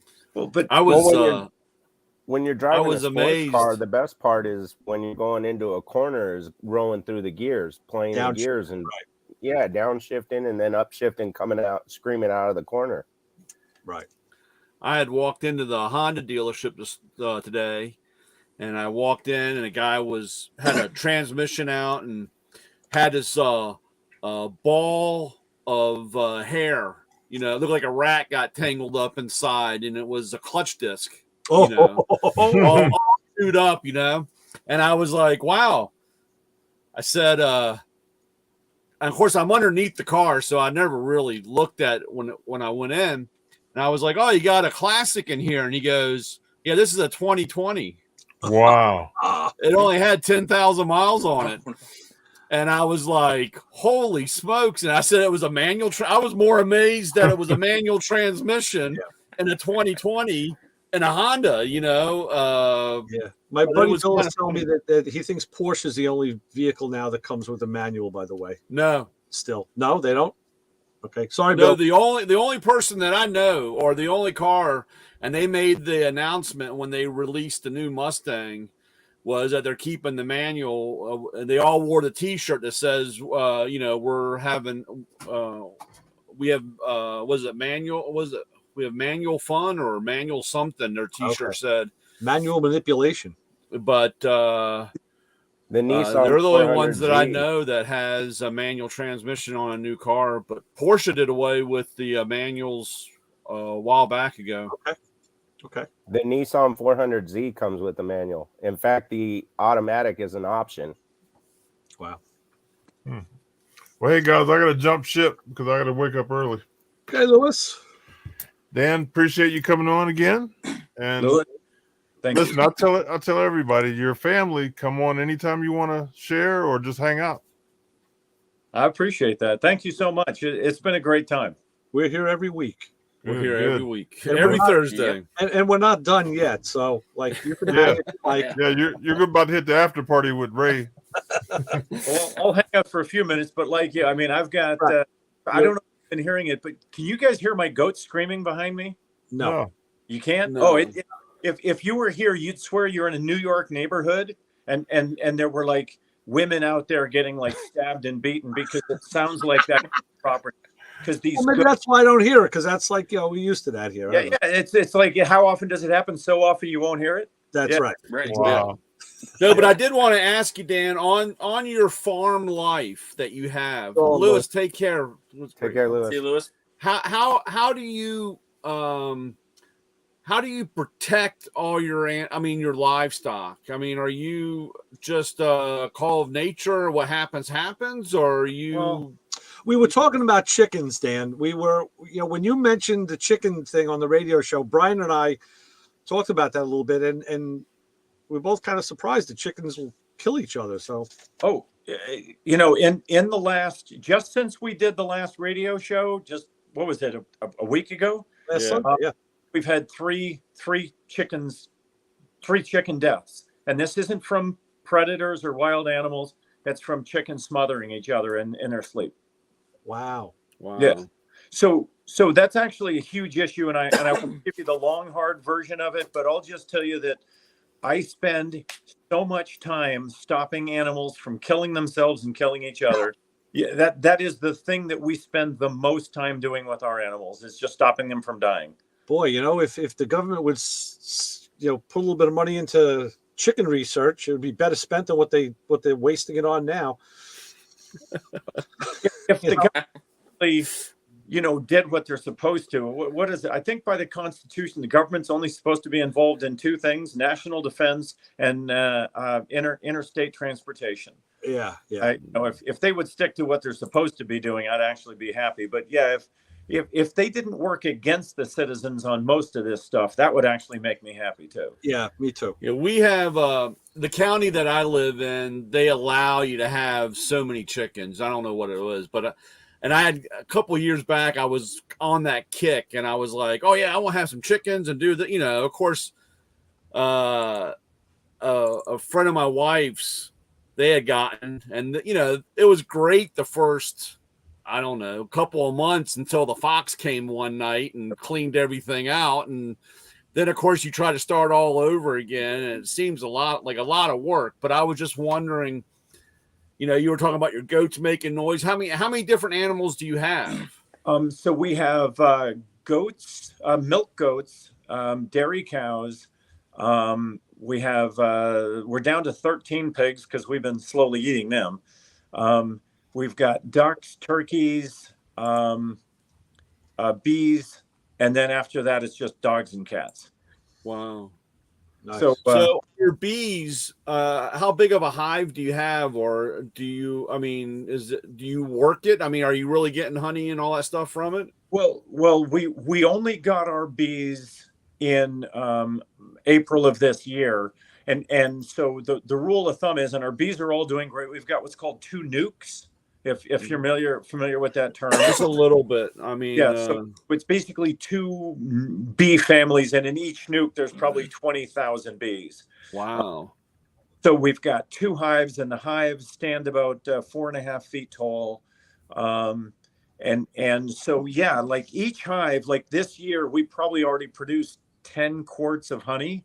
But rather than taking the honey, I'm leaving the honey for the bees for the winter to make the nukes much stronger, so that in the spring I can actually, starting next year as the weather warms up, we'll actually start extracting some honey. And when these hives, I don't know if you know this or if you knew, but I don't know. I'm trying to figure. Do these hives? I mean, when you start out with 20,000 bees, are you going to collect other bees, stray bees flying around, or no. So a hive of bees is basically considered a multi-cell single animal. Okay, so 20,000 bees is really one animal, and they just, so it's one queen with 20,000 little soldiers that run around and collect pollen and make honey. So as a rule, you either have a hive or you don't. And I don't believe that random bees will come into your hive. That as a rule, you either keep your whole hive, or there are times that your hive will do what's called swarm. And like your entire hive will just one day take off and they will never come back. Wow. Wow. So we've done pretty well. And my goal for next year is to pick up a couple of swarms. So other hives that have gone rogue, we're going to try and attract them with pheromones and queen bees and things like that. So that is possible. And you split a hive too. So you can take your 20,000 bees and basically create a second queen and then using that queen, bring 10,000 of yours off and have it follow one queen and the other 10,000 follow a second queen. Those things are all possible. We haven't done any of that yet. Mm-hmm. And on your, are you, I know, how much produce do you grow by, yourself? So when it comes to apples and peaches and pears, this year we probably produced a couple thousand pounds. When it comes to tomatoes and celery and lettuce and stuff like that, we probably only produce 300-500 pounds total. And I mean, we're working. Oh, we also did corn, potatoes, Jerusalem artichokes, peppers. I mean, we're still practicing. We've only been at this 2.5 years, so this coming spring, like we've already got stuff in the greenhouse, getting it ready to plant in the spring. So it's enough to keep us, our family. There's 5 of us on the property. It's enough to keep us going, but we're now trying to produce enough for all of our animals, so we don't have to get animal feed anymore. That's the next goal. The thing I think of is, my mom grew up on a farm in Pennsylvania, and hearing her stories of what it was like as a young girl and into adulthood on the farm. And then I hear this, I say, and you're running a shop too. How the hell do you do it? It's like, it's at night. I don't know. We had to make the decision to try and figure out how to do both. And see, I live almost an hour from the shop. So we leave at about 6:15. I have to be out of here. So that means we've got to feed all of the animals and take care of feed and water, everything, by 6 a.m. so I can get in and because my shoes, I come in, they're caked in shit, right? I mean, dog shit and goat shit and cow shit. You'd be amazed at how much crap a cow can produce in one day. And it's just, so what we had to do was put as many things on autopilot as possible. So we put in automatic watering systems everywhere. I've run taps and spigots and hoses all over the property. The feeding systems, we've got most of our feeding systems, like for our chickens and for our ducks, we can go for a week without, we check it twice a day, but we don't have to refill it. Unfortunately, the cows, goats, dogs and cats, it's twice a day, every day we're feeding those by hand. So we put as many things on autopilot as we could, and for the rest of it we just get out there and it's up at 5:15. I'm out the door at 5:25. I mean, I don't take long. It's basically brush your teeth, and throw some clothes on and run outside. In about 45 minutes we can feed all the animals, and then it's on to work. And then we get home from work about 7 o'clock at night. I don't come in until about 8 or so is when I come in for the first time, and that's when you grab a bite to eat and get ready to pass out. Yeah. Wow. Because I mean, a lot of people don't realize how much work that work is for having a garden if you want to grow stuff to eat. I mean, that's just a lot of stuff, and I feel that eventually that's what's going to happen. We're going to have to learn to take care of ourselves here on a lot of stuff. Well, if I can, let me tell you the best part about doing this. There's I don't know what you guys stream on YouTube, but quite honestly, there's a whole lot of stuff in there talking about, America getting rid of its cash currency. I mean, that's a big looming threat. And of course, there's always, the fertilizer shortage and the food shortage. But when you produce all your own food, I'm not going to say I'm cavalier about it, but I don't really care all that much. Right. Like I'll feel really bad for a lot of other people, but my family and we've been working our butts off, and at this point, we've got enough food that if every store in the world closed down for the next 5 years, I really wouldn't care all that much. I mean, I'd miss chocolate. Sorry. We haven't figured out how to produce our own chocolate yet. Yeah. With the you were talking about how much you brought in as far as fruits and stuff. Do you have to freeze or dry? What is it? When you dry them or whatnot, do you have to do all that so you don't lose any of it, or how do you go about that with the fruits and then the vegetables and stuff? Yeah, so we can and dehydrate and freeze dry. And so like during the winter time, my freeze dryer is running 24 hours a day, usually 5 to 7 days a week. So in the last 30 days, I've probably freeze dried 40 or 50 gallons of prepared food, things like stews and chilies and spaghettis and things like that. So like I no longer cook like most people do. Like most people go in and make a spaghetti sauce for like dinner. I make 10 gallons at a time. If I'm cooking, I'm doing it in a 10-gallon pot, and the pot is full. So we'll throw 30 pounds of beef, 50, 60, 70 tomatoes.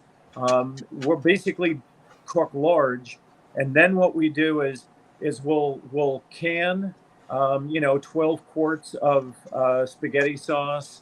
We'll use some for leftovers. I'll give some to extended family. I'll typically give away 3, 4, 5 quarts, and then we freeze dry usually another 15, 20 quarts of spaghetti. So we do that every weekend.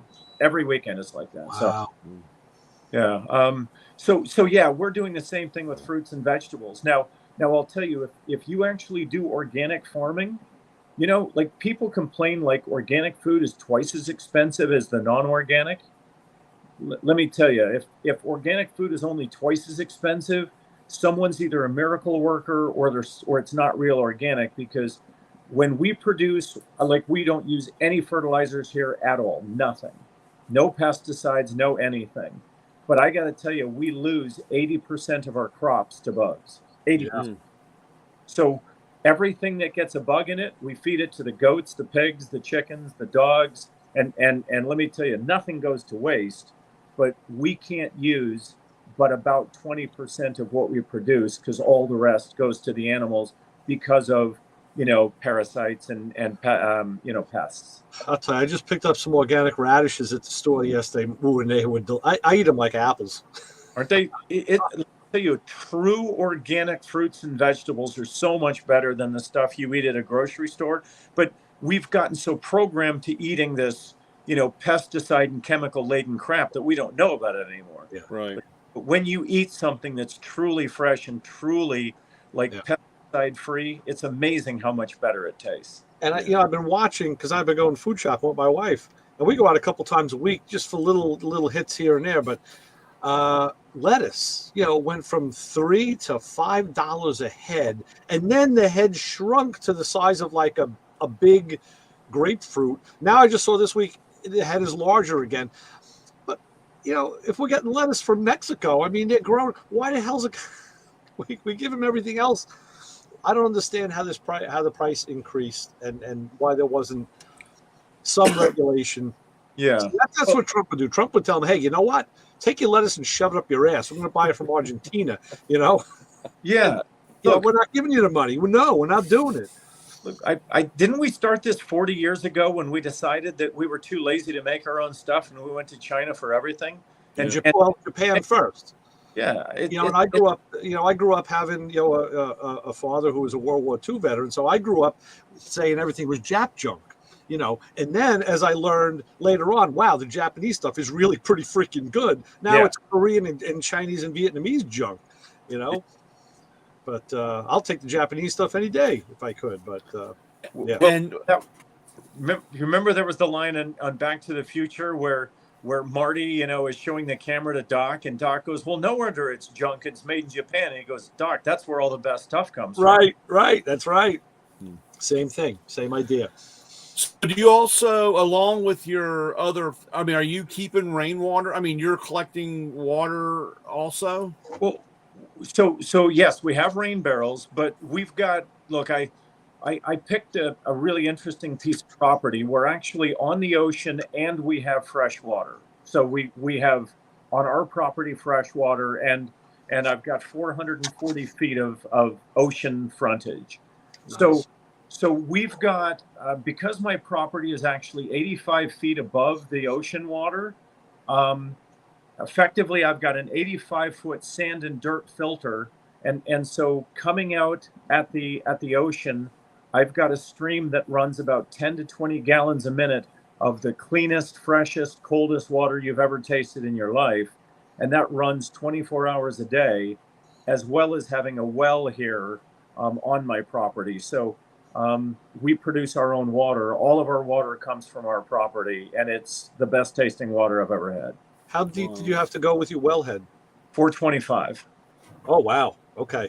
Yeah. See, we hit water up here. I could dig a hole and get water, I think. Yeah. Is it good water? You know, they recommend, we have a lot of aquifers that run under. I'm only a few miles from the beach. I'm on Long Island, so I'm on an island. But yeah, with the aquifers and the rivulets that run under our close underward, they don't recommend that you tap them. They want you to go down at least 60 feet. But we have, I think, 4 layers of aquifers here that are, thousands of years old. The older ones are thousands of years old. I think when they drill, they'll go down a couple hundred feet.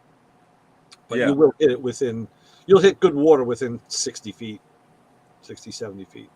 Yeah. So to me, that was one of the reasons we chose to buy this house. I tasted the water coming out of the tap, because in Norfolk, you can smell the water, and this is not an exaggeration. 6 feet away, I can smell a glass of water because of the chlorine in it. It is filled with chlorine. It stinks, and it'll actually it tastes just terrible. They say it, but the only reason it's safe is there's so many chemicals that nothing can live in it. Right. But we came out here, and I tasted the water, and I was like, that's it. It's like the best stuff in the world. Oh, and then here's the irony. It's soft. Like most spring water is actually not real soft. It's actually hard water. You take a shower and you got to rinse off 5 times, or because you keep thinking there's soap on you, and there's no soap. It's just the water is super soft. So So this off-grid living, I got to tell you, it took a lot of work to get there, but once you sort of get there, it's pretty cool. Yeah. Unfortunately, I gotta stand next to the window just to talk to you, because we have no. Hey, small, so there's small concessions to be made. It's not, you know what? That's cool. No, that's awesome. I mean, that's one of those things that run around in the back of my head about being off grid or living, change in that way. And like you say, it's a huge commitment, and and it's everybody's got to be in. One person can't do it for a family. Everybody's got to be in, and of course, that's the biggest problem with change. Nobody wants to give up what they have to make that change. It's like having the one vegan in the family. The one kid decides, I'm going to be vegan. Oh, okay, this is going to be good. Yeah. What are they? A vegetarian is someone who wasn't crafty enough to hunt meat. So right. And there's a coffee shop I go to. The guy was a retired cop, and he has a ton of signs in there that are all along that nature. And I think one of them says just about that. And I always laugh like, that's pretty good. Yeah. No, that's awesome. Hey, Dan. That's very interesting. Yeah. Do you feel? I want to thank you for your service, but I also wanted to say, do you feel that your time in the military and what you did in the military contributes a lot to being able to live off grid, or set up a situation to live off grid? Does it with your experience, it gives you a lot of insight with that? Well, I was very fortunate. I was on what's known as an A team, a Special Forces A team, and so. Not only did I get a chance to teach survival, and I got to tell you, when you grow up in a city and you suddenly you find yourself on a team, and you have to teach 50 people how to hunt animals and skin animals, it's like, crap, I better figure out this stuff myself. So as a result of my background and getting a chance to learn it, getting a chance to teach it. It actually helped out a lot, because, when you bring someone and you hand them a peg, and I think most people get that ham comes from a peg. I think most people are smart enough to know that. But when you say to them, here's a peg, figure out how to get ham from it, they look at you like, That's not how it works. Somebody else does that. And so, having done that for years of my life, between survival in the desert, survival in the woods, and getting to practice a lot of this stuff. Yeah, absolutely. My time in the military was invaluable for sort of getting me to the life that I lead today. So That's awesome. It did me a lot better on the farm than it did teaching me how to, run a company. In all honesty, that Fantom Works was a bigger stretch than having a farm. So Yeah, true. So any of you out there survivalists that actually are doing any off-grid stuff? No. No, not really. I mean, no. I wish I had more. I really don't. I hate to use the word more time, but I wish I was in a easier situation. Well, you know how it. I mean, being a self-employed owner of a small business, trying to run and take care of everything, and your priorities. I mean, I know a lot of it comes down to priorities. I guess if I really wanted to say, hey, we're going to live off grid and we're all going to make the change, you got to be committed to do so. I find it very interesting, and I had that feeling in the back that eventually,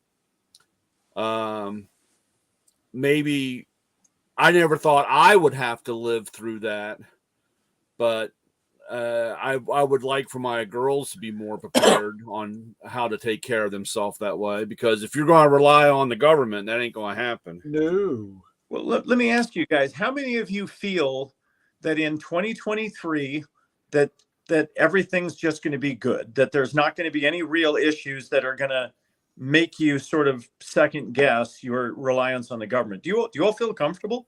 No. Not at all. No, not at all. I think it's gonna be worse. I mean, that's my gut. Yeah, it's the midterms prove that. It's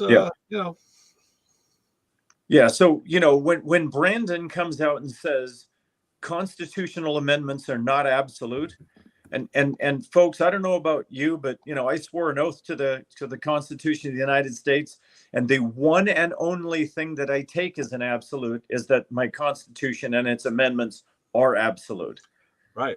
So when Biden came out and said that, I just thought that's it. He's got no clue of what America actually is. Yeah. So it sounds treasonous to me. Yeah. I mean, come on. You're the commander in chief, and you say something. You come out with something like that. No. Yeah. Well, we know we all know that he's not pulling the strings and making the decisions. There's he's just the man in front of the curtain. That's all there is to it. Yeah. And he can't even pull off a legitimate interview, or a Q&A session. Well, wait a second. You're in Pennsylvania, right? No, I'm in New York. Okay. All right. So you're just above the line. I was going to say, at least you got Fetterman coming to the rescue in Pennsylvania. So. Oh, I know. I'm down here at ground zero. So, I mean, I'm 30 miles from DC. So, I mean, it's really, it's absolutely amazing. Of course I've lived here for, 40 years or whatever, but the change and what goes on is just absolutely amazing. So, yeah. So for what it's worth, if I can make a suggestion, I think everyone should have 30 days of water. And by the way, water is 1 gallon per person per day.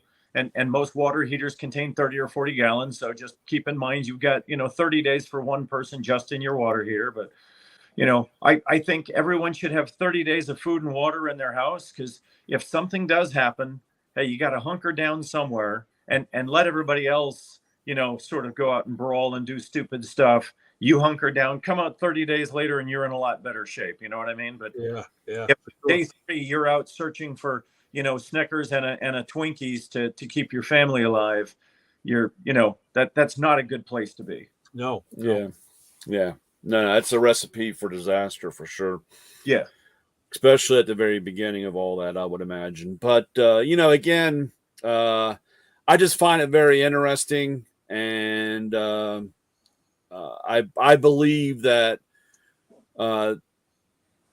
unfortunately, the way our system is, they don't teach that stuff anymore.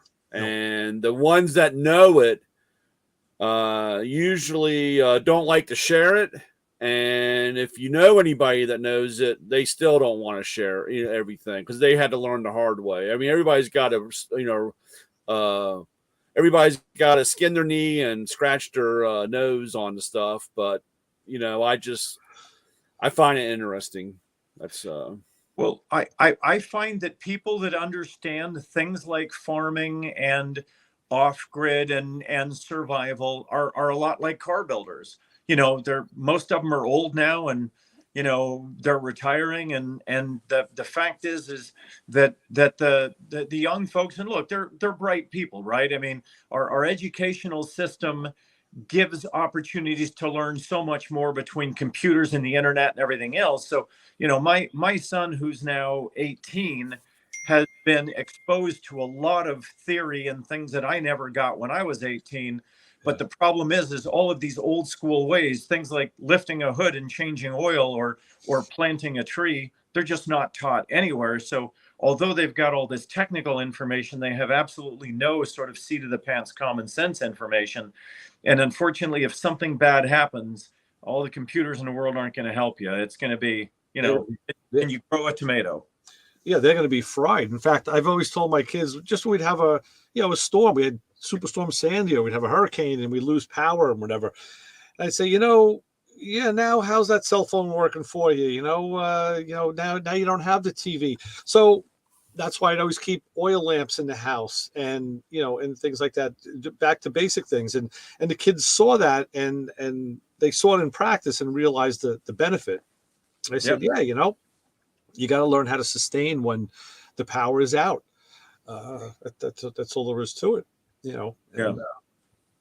And another simple trick. I went down to the dollar store, and these religious candles that you can buy, they're actually pretty big. They sell them for $1 at the dollar store. Yeah, the votive candles, right. I went out and bought like 50 of them, and I stuffed them in my pantry. I mean, that's probably 150 days or nights of a house. Even if everything else fails, you still got a candle. So that's like what happened. We had the Superstorm Sandy in 2012. I was in Walmart, and because some places had power, and I needed, oil lamp for the oil lamps, and I finally found some. And a gallon will set me up for a while, but I bought a case of it. I said, no, I'll take the whole case. I said, it's easier than having to carry a single bottle. And you know what? That case is sitting down here. I still have the gallon that I opened that I haven't used. I said, that's okay. It's not going bad. It's good to have. And then I made sure that when the stores are back online, I bought replacement wicks so that now I can service that oil lamp if need be. And of course, we always have matches and whatever. Well, so there's a gal on YouTube, and she does like prepping on a budget. Uh-huh. So it just takes $5 at a time and goes down and spends $5 on each show and just stockpiles a little bit of stuff. So, it actually isn't that hard to do. There's another guy on YouTube that takes Campbell's soup cans that are 50 years old, and he opens them up to see what's still good after 50 years and 30 years and stuff like that. So you'd be amazed at how long a lot of this stuff will last and how cheap it is if you buy it when it's available. I saw a guy do that with, rations that were in an air raid shelter from, and man, that's pretty ballsy, but I've eaten 30-year-old canned rations on several occasions, and there was nothing wrong with it. Okay. Yeah, that's cool. That's very cool. Yeah. And now I'm freeze drying almost everything. Right. You freeze dry, and there's a technique. It's hard to do, but we're vacuum sealing freeze dryer instead of just sealing freeze dried food.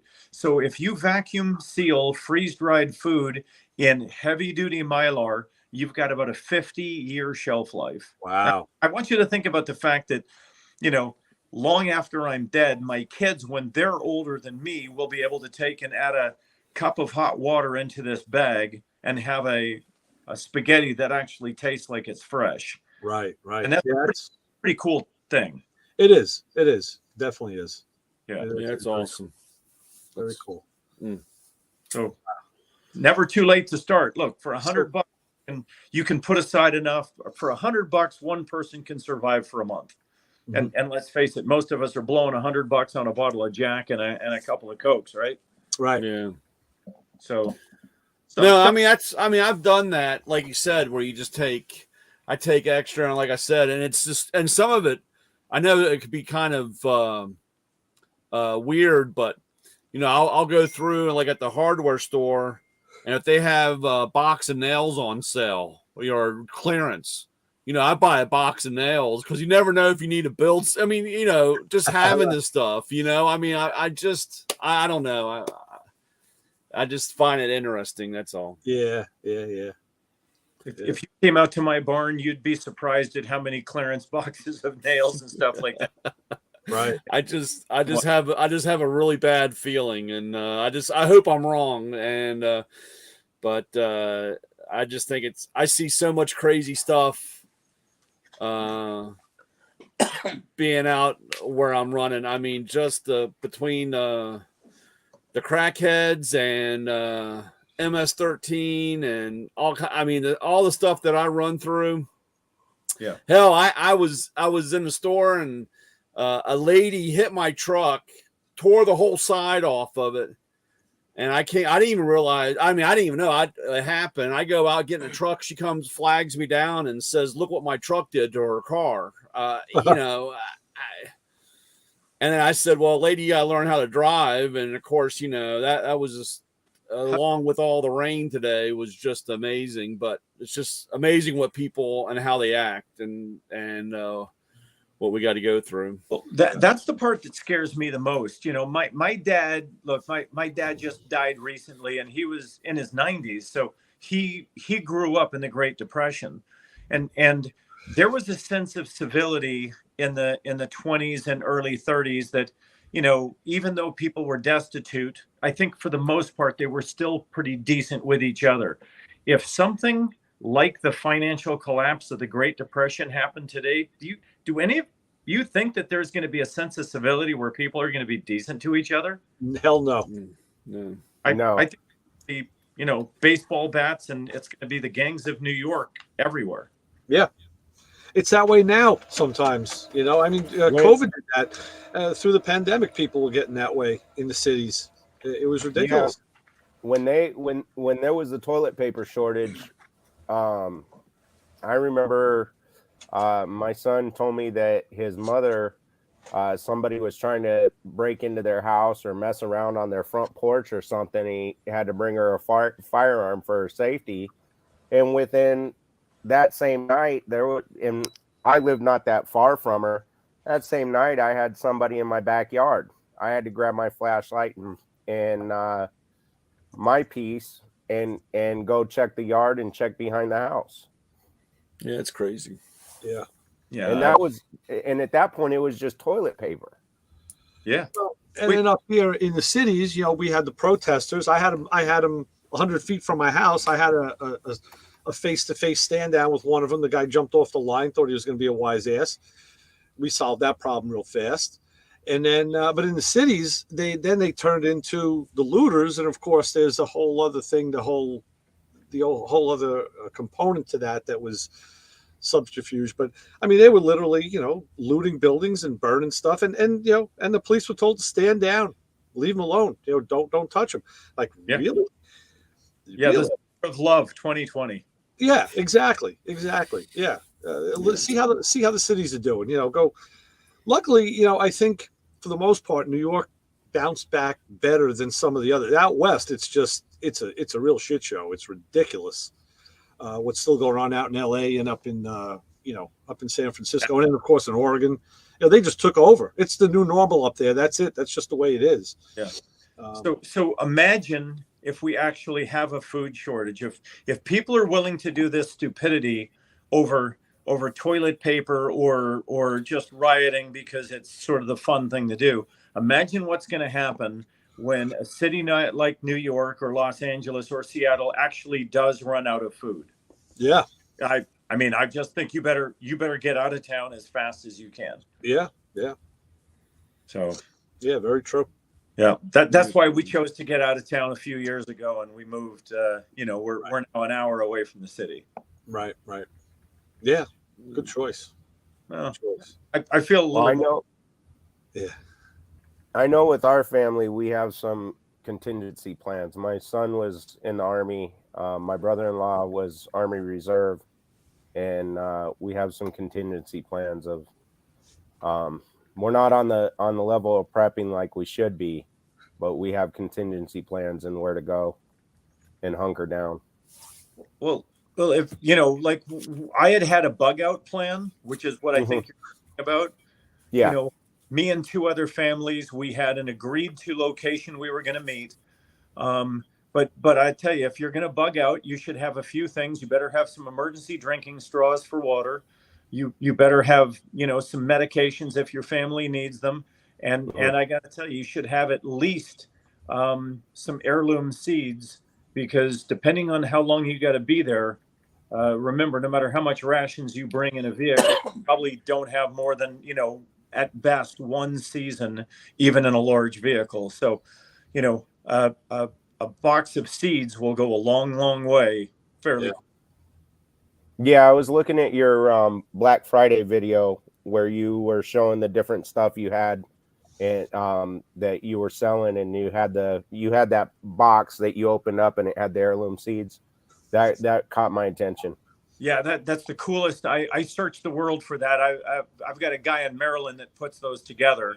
It's just he and his family that does those, but it's 120 varieties in one hermetically sealed case. So, to me, that's I keep one with me for my vehicle.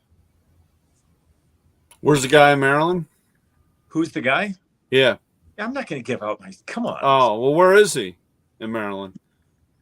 Well, I'm not even sure what town he lives in. I talked to him on the phone, but yeah, it's just a little tiny family operation. Him and his wife, and I think his brother, put together those cases, and his wife printed up the booklets and put all the instructions. Like every seed comes with this is how you plant it, this is how you cultivate it, this is when you should plant it, these are the conditions. It's really, really well done.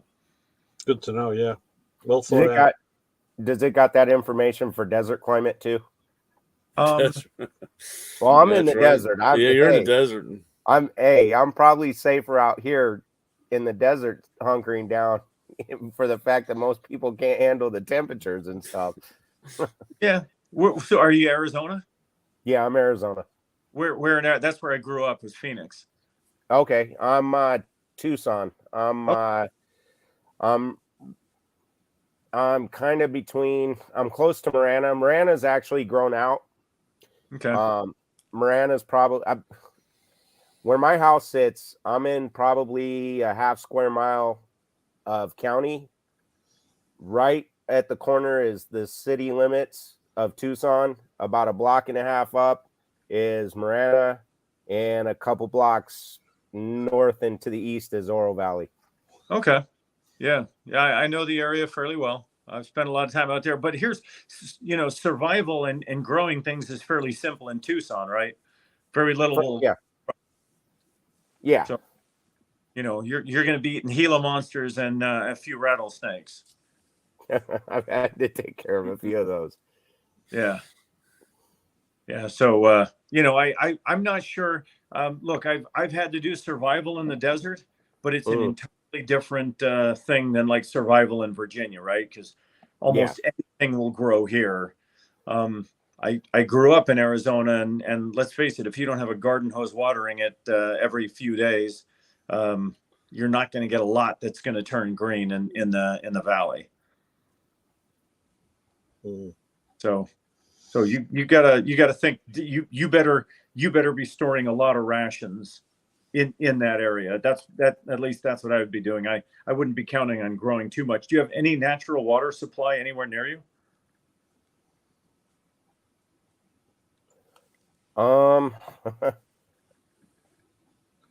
There's wells, but not like where I can get to, but not Yeah. right near me. Yeah. But no, I mean, it's like Phoenix. It's really dry here too. Yeah. Yeah. So, that's just it. When you look at it, you gotta look at where you are and what's going to be available if something happens. So, anybody out there read the book yet by William Forstner called 1 Second After? No, I've heard the title. I've heard the name. Yeah, if you get a chance, look, you can get it on an audio book if you don't have time to read and you just want to play it running down the road. Um, it's kind of a life-changing book. I mean, it's actually a good read. He did a good job, creating a story.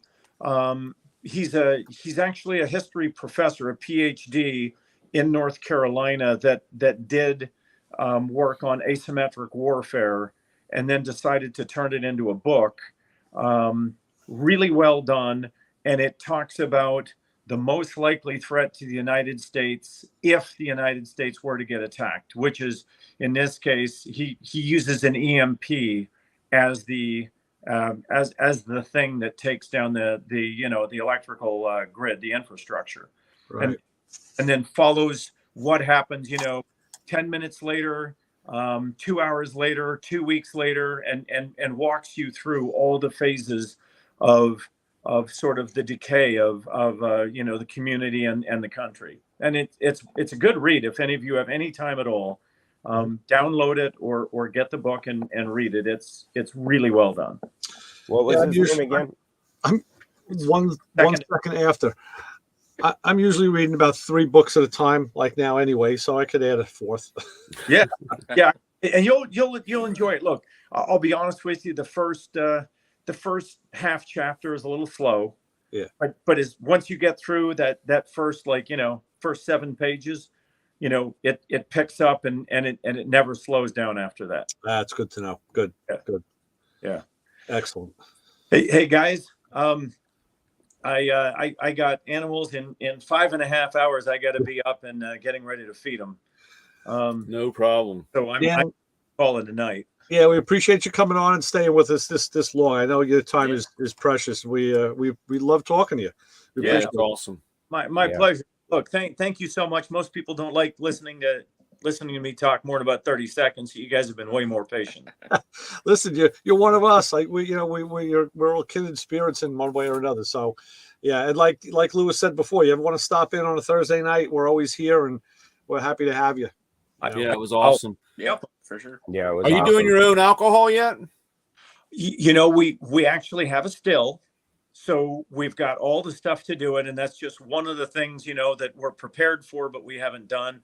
And we're growing some extra corn. We've decided to put in about 1/2 acre of corn.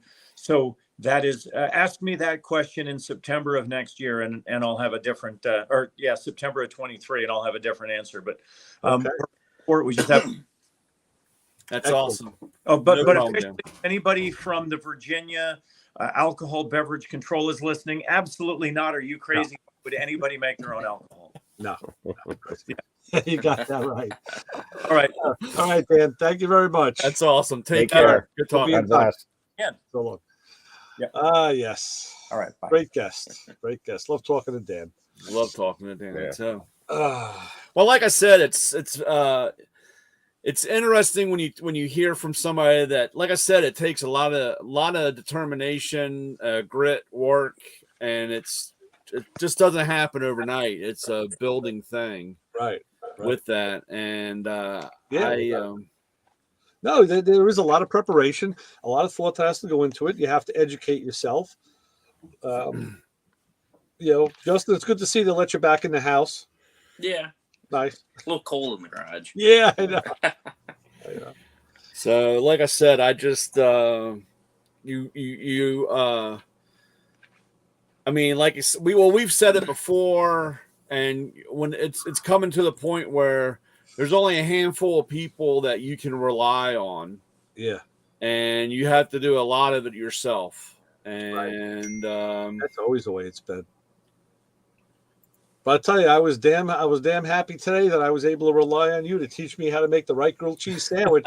Because I was talking to my buddy Gerard from the motorcycle shop, and I was telling him about it, and I sent him the pictures, and he's like, "Oh man, we just made them the other day and burnt them to death." I'm like, "Yeah, you use butter, that's why." And I got my daughter ready to try it too. She's on board. And my older daughter, Isaac, I'm going to get her on here one night because I keep telling her about you and food and the things you talk about with the southern food and the Mexican stuff. And her fiance made their own hot sauce, so they like to cook and create. So I got to get her to come on here one night. I know she'll want to talk to you, but Oh yeah. Okay, guys, Well, I gotta go pick my mom up.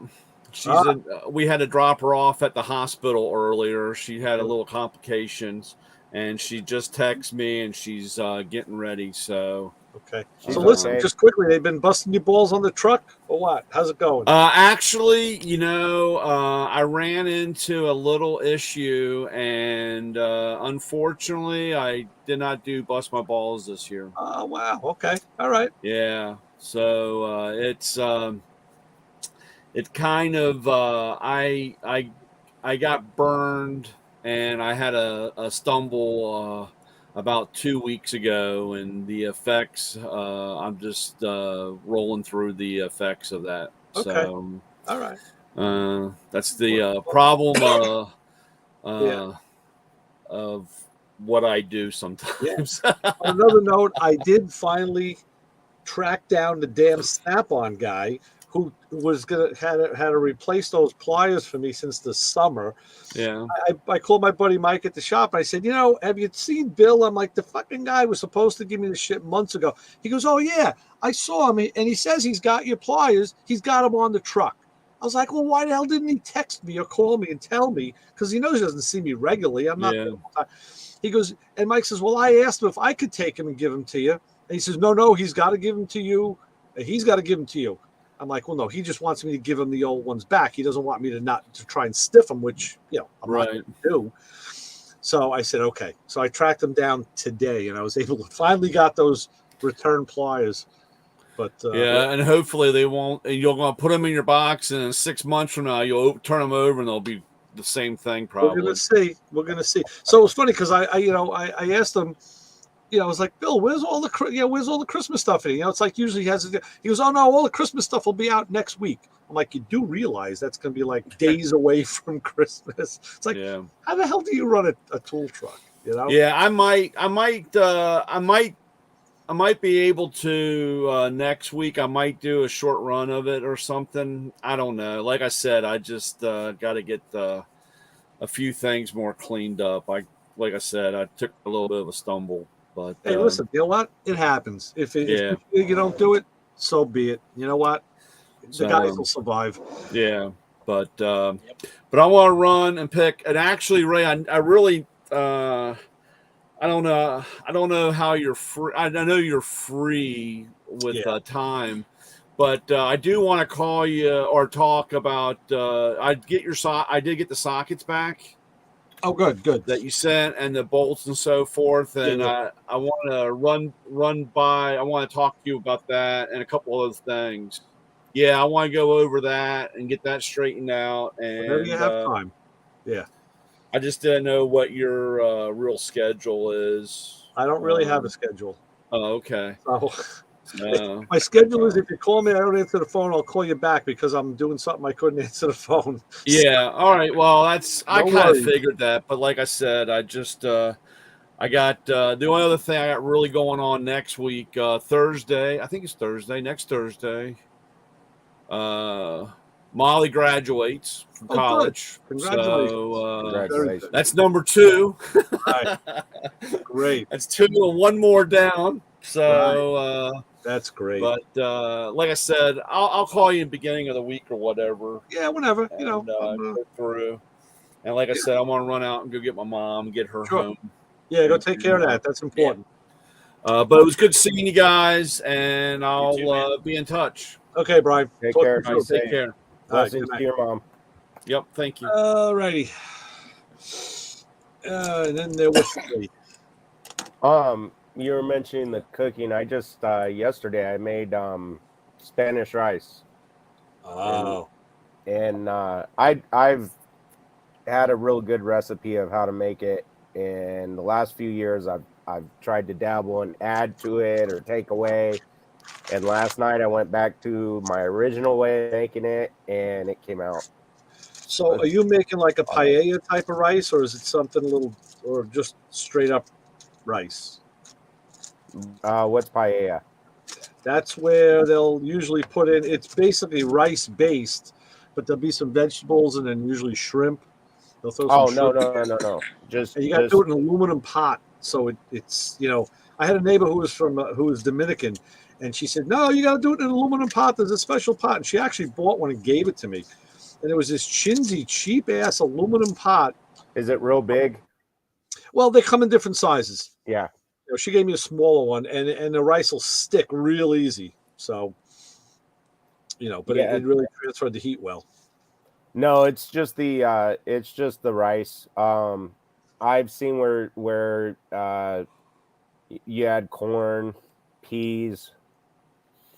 Those are the two top ones I can think of vegetables, but I don't add any of that. What type of rice are you starting with? What's the base? Just the white rice. Regular, like the stuff you get in a bag. Yeah. The real starchy stuff. Right, that's good stuff. Yeah. I've done it with brown rice, but and I like it. It just that takes so much longer to cook. It does. And brown rice tastes different. Yeah. I like it. I do. But no, I use just the regular white rice that you get in a bag.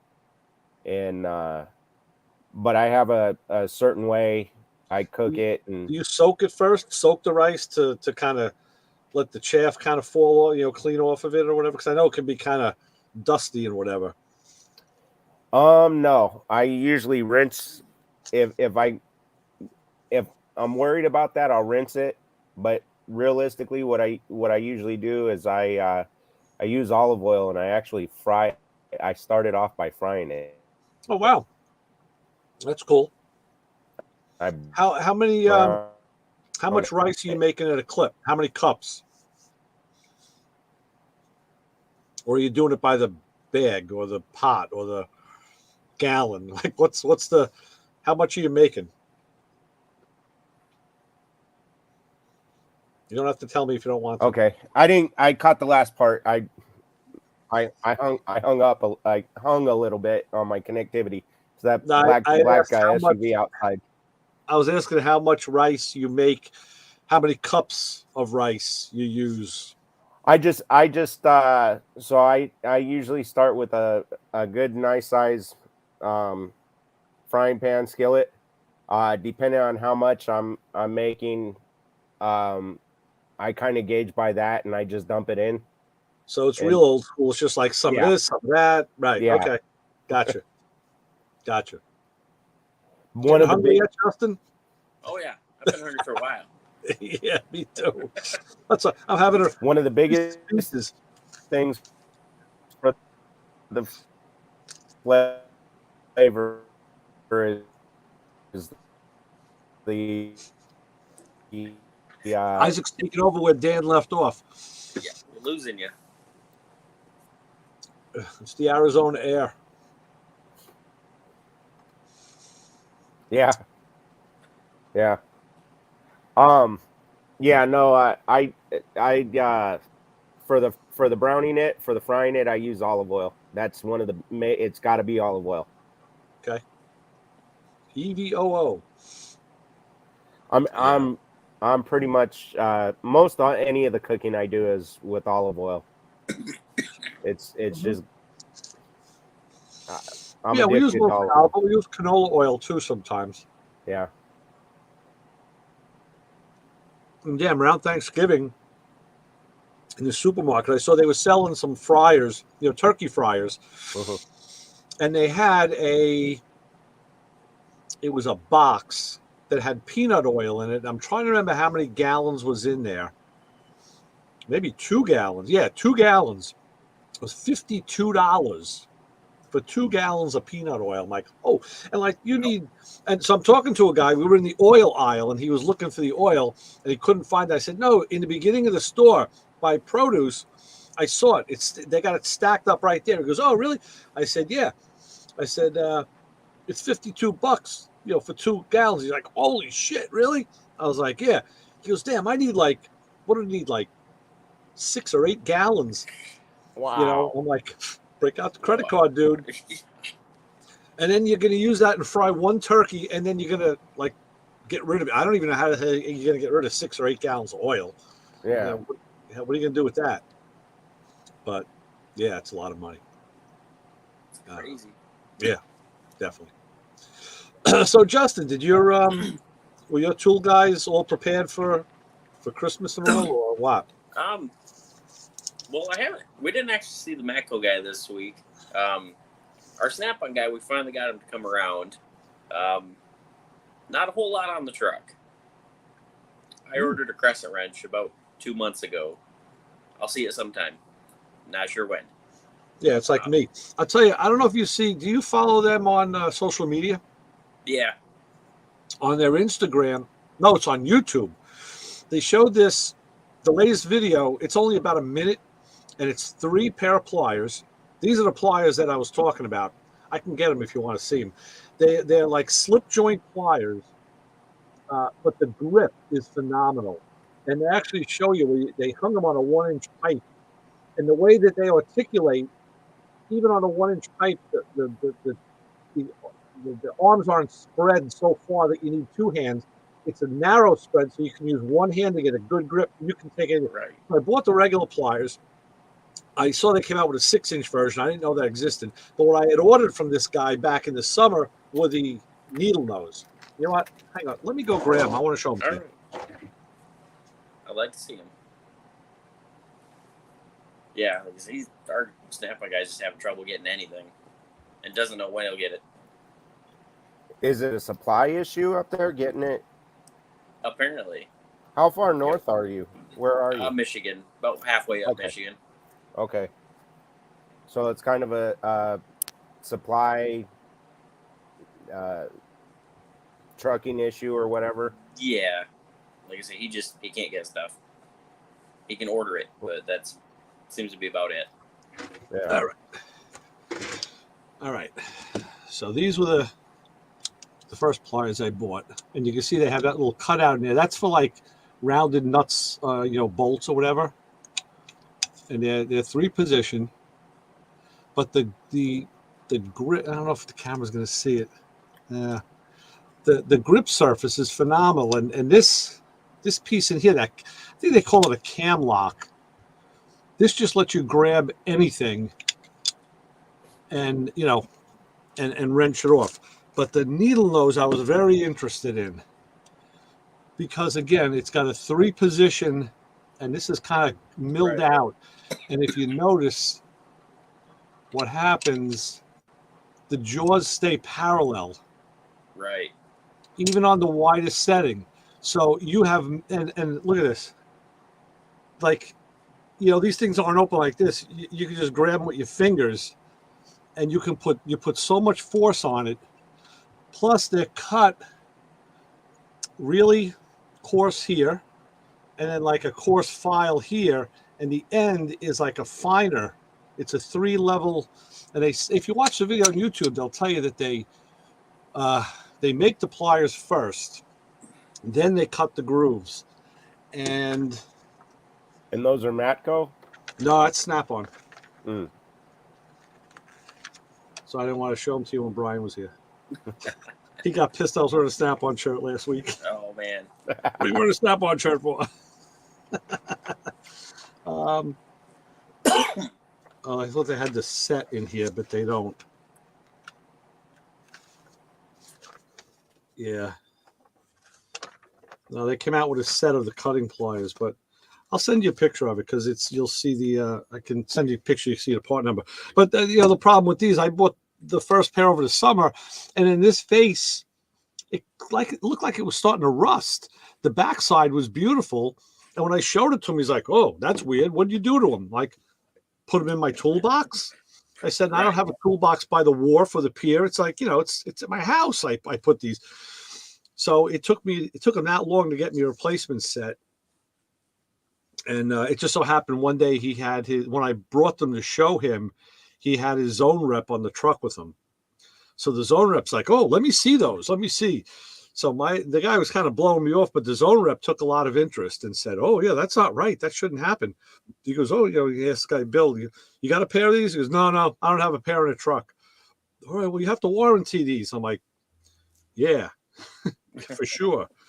So, but I'm actually anxious to use these with that parallel. I've never seen a parallel jaw on the pliers before, and you can just feel how you get so much more Right. force out of it. But on their YouTube channel, they have a video where they demonstrate them. It's the latest video. Well, with that parallel jaw, man, that right there is money.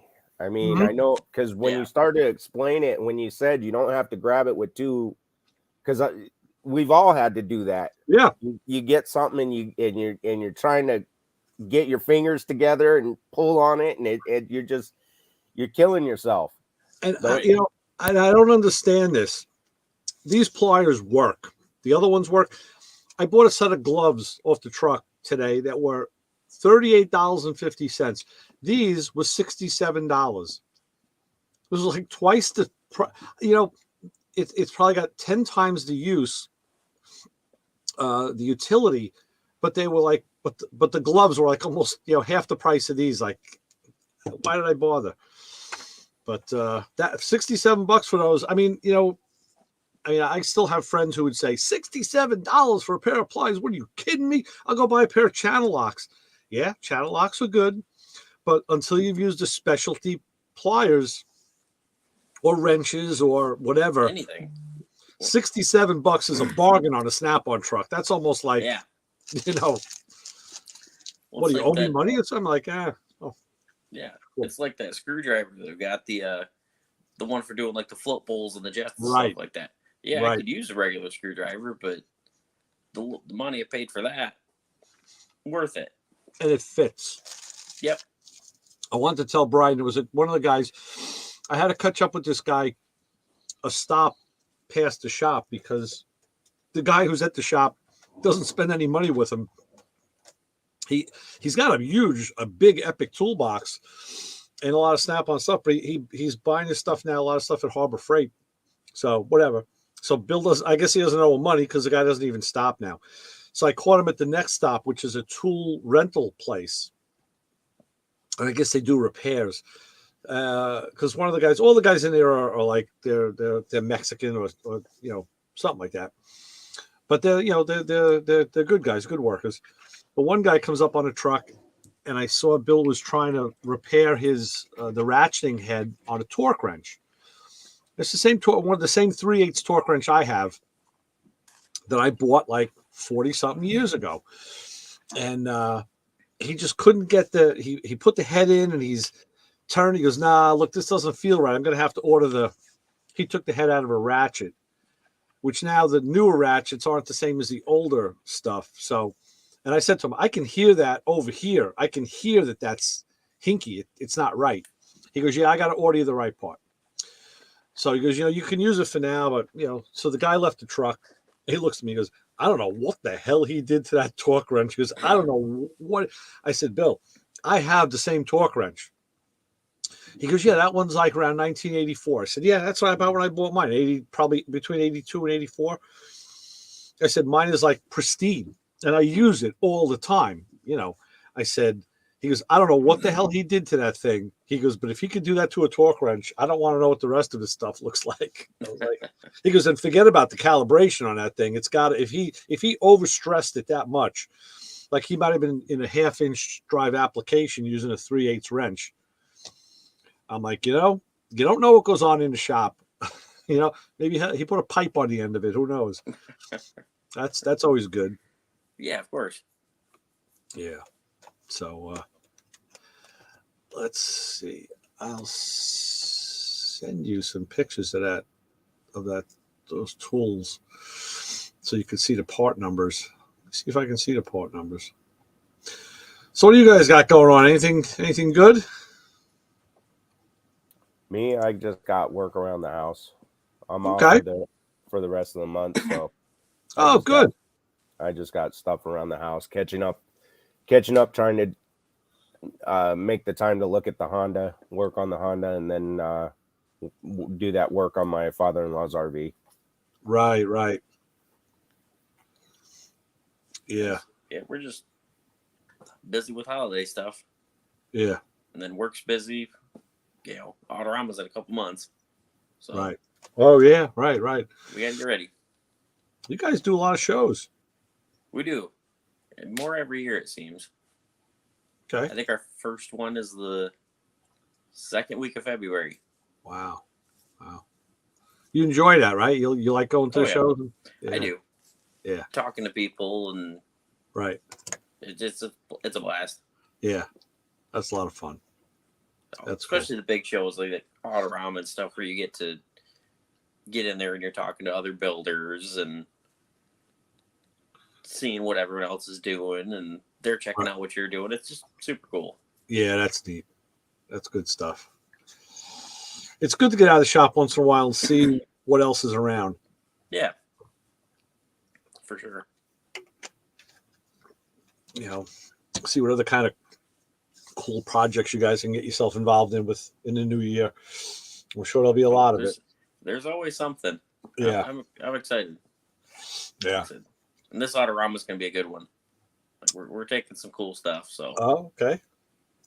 I'm excited. How many cars usually attend that event? I don't know. I'm really bad at I think it's pretty guessing big. this kind of thing. Yeah. That's the largest, as far as I know, like the largest custom car show. Right. Um, They do that in Cobo Hall? yes. Yeah, I thought so. Okay. Yep. Upstairs and downstairs. Right. Yeah. So it could easily be 1,000 cars. Yeah, probably. Yeah. How long is the event? It's usually a 3-day event. And then the 2 prior days are move-in days. Right. Yeah. So like last year, like we went down on a Wednesday, show didn't start till Friday. But it gives us time to set up and detail the cars, and yeah, it was kind of neat. Thursday we were down there pretty much all day, just set our stuff up, clean the cars, inside, outside, underneath, and there's guys out there polishing, doing whatever. Right. So it was kind of neat to see and these high dollar grade 8 and Riddler show cars. Yeah. Mm-hmm. Yeah. Yeah, that's phenomenal stuff. Unbelievable stuff. And it brings a bunch of cars from different, like all kinds of different aspects, hot rods, Euro, Japanese, stuff like that. Yeah. I mean, your pro street, your pro touring, your drift cars, your 4-wheel drives. I mean, Yeah. You name it. Those are the type of car shows I like, where there's a little bit of everything. Because I mean, I just love, I love something from every aspect, every bit. You know, Yeah. like I get a kick out of when they show Jay Leno's garage, when they show they do the tours, or when he does his shows and shows a little bit. Because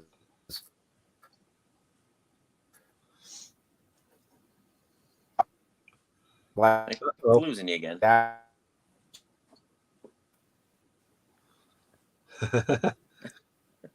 Didn't catch that. Say that again, Isaac. On the planet compared to its body weight. Because imagine it. Be quiet. No, I said, to get a chance to go into like his garage and tour it. I mean, there's some stuff like I'm not necessarily interested in, but I appreciate all the engineering, all that mechanical work that went into it. But I mean, just everything, just cars from everywhere, just everything, and throughout the years too. I just get a kick out of that stuff. To see even the type of builds that are not necessarily your type of builds, with the craftsmanship and like just the attention to detail that goes in them. I always love the lowrider guys and like all the engraving and the the detail, the paintwork, even on the underside of the car. Lewis Like, just- sent me a link about a week ago. I mentioned it on the show. It was either a week or 2 weeks ago, and it was of a lowrider.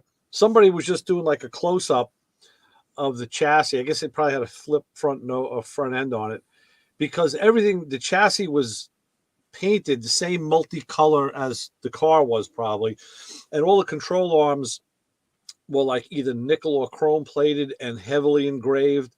I mean, this thing, there was not one surface that wasn't touched. Oh yeah. And it was phenomenal. And the paint was all like, that multicolor raspberry and yellow and green, just phenomenal. Everything was flake. Like, oh my God, this thing is gorgeous. And they're beautiful. Yeah. Like I probably won't own one. Yeah, no. But either. I love looking at the things. Yeah, yeah. Yeah, I love the art on it, the murals. Just the stuff that goes into it. I mean, that I would have a lowrider. I mean, I couldn't decide which car I'd want set up that way, but it's in my blood anyways.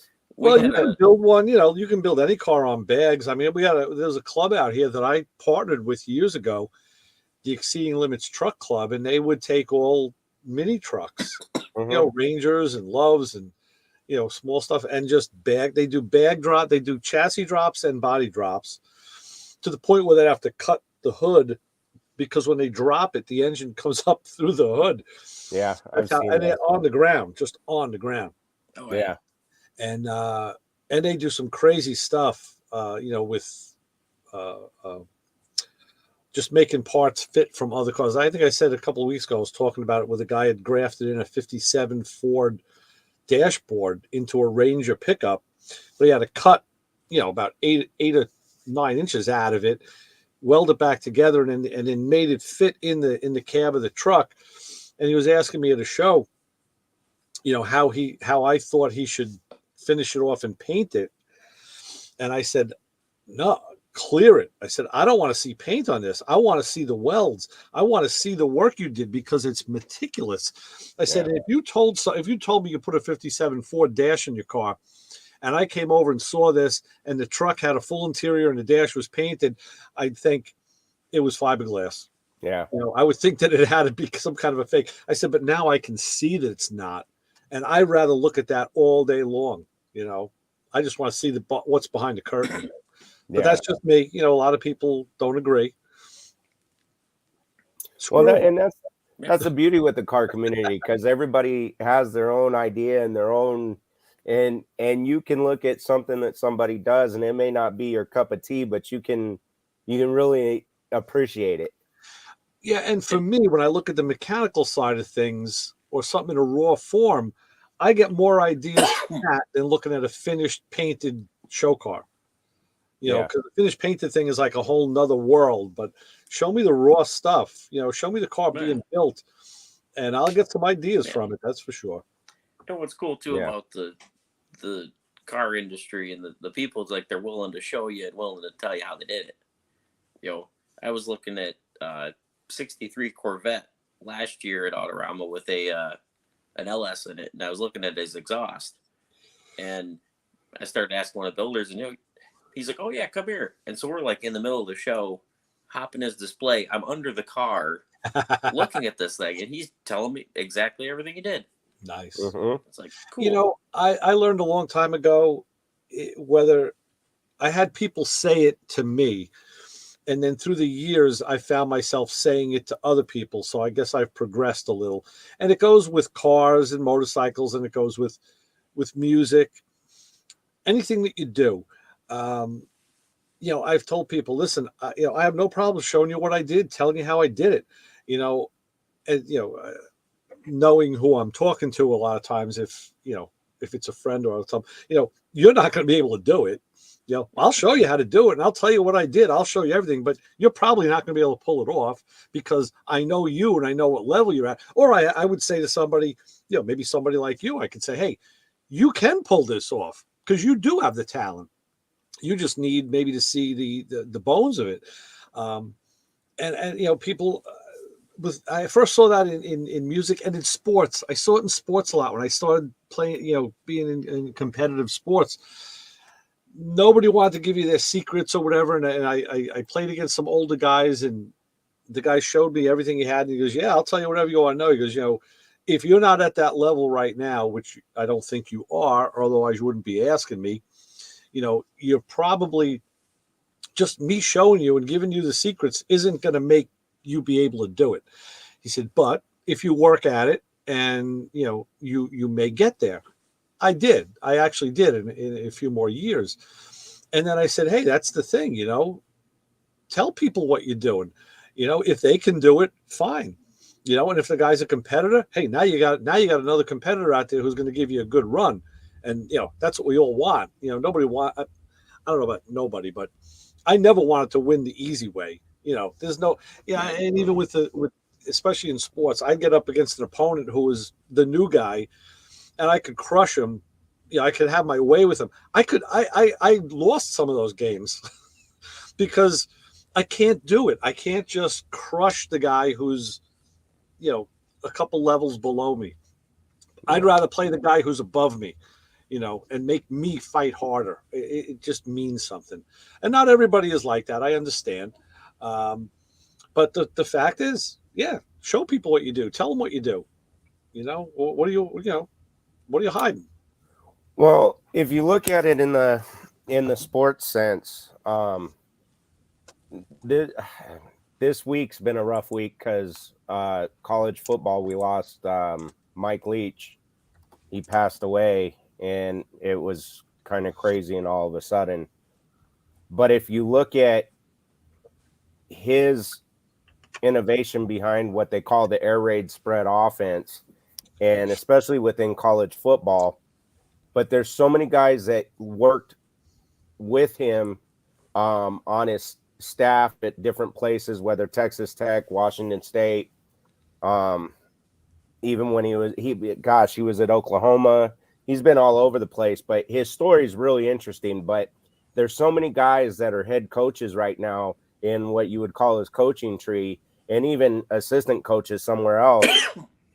They all have their different version of what they learned from him, but he shared those things. And a lot of these coaches, they go and share their ideas or their philosophies, and so that it continues to grow. And everybody puts their own little spin on it or their twist. It's the same with vehicles. Everybody, you can learn stuff from different guys, and then take what you learn from them and put your little spin or your little twist on it. Right. Yep. Absolutely.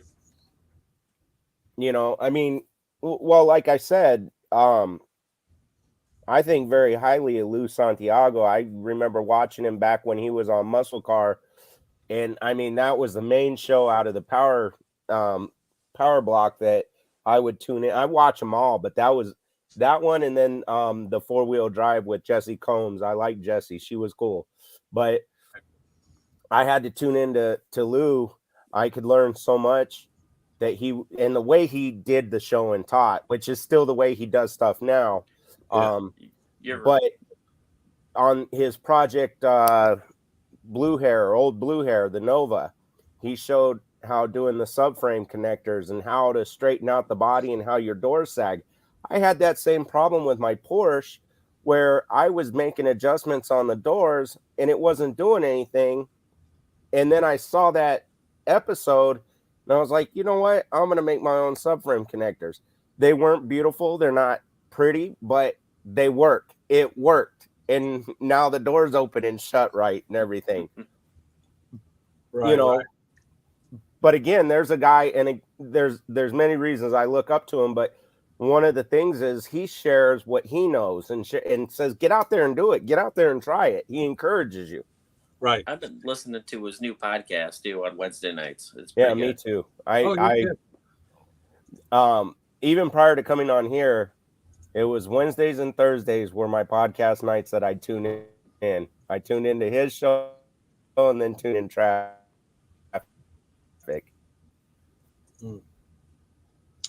Yeah, it's a pretty good one. Yeah, Lou was one of those guys, and he actually said it.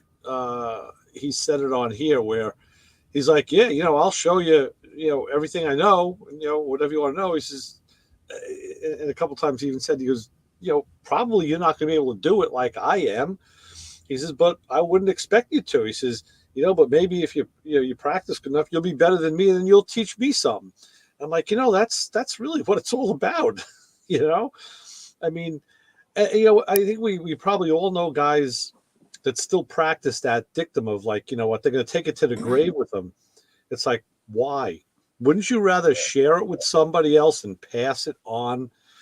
But some guys just wouldn't. They just, I don't know. They're hung up like that. So that's an issue. Bad problem to have.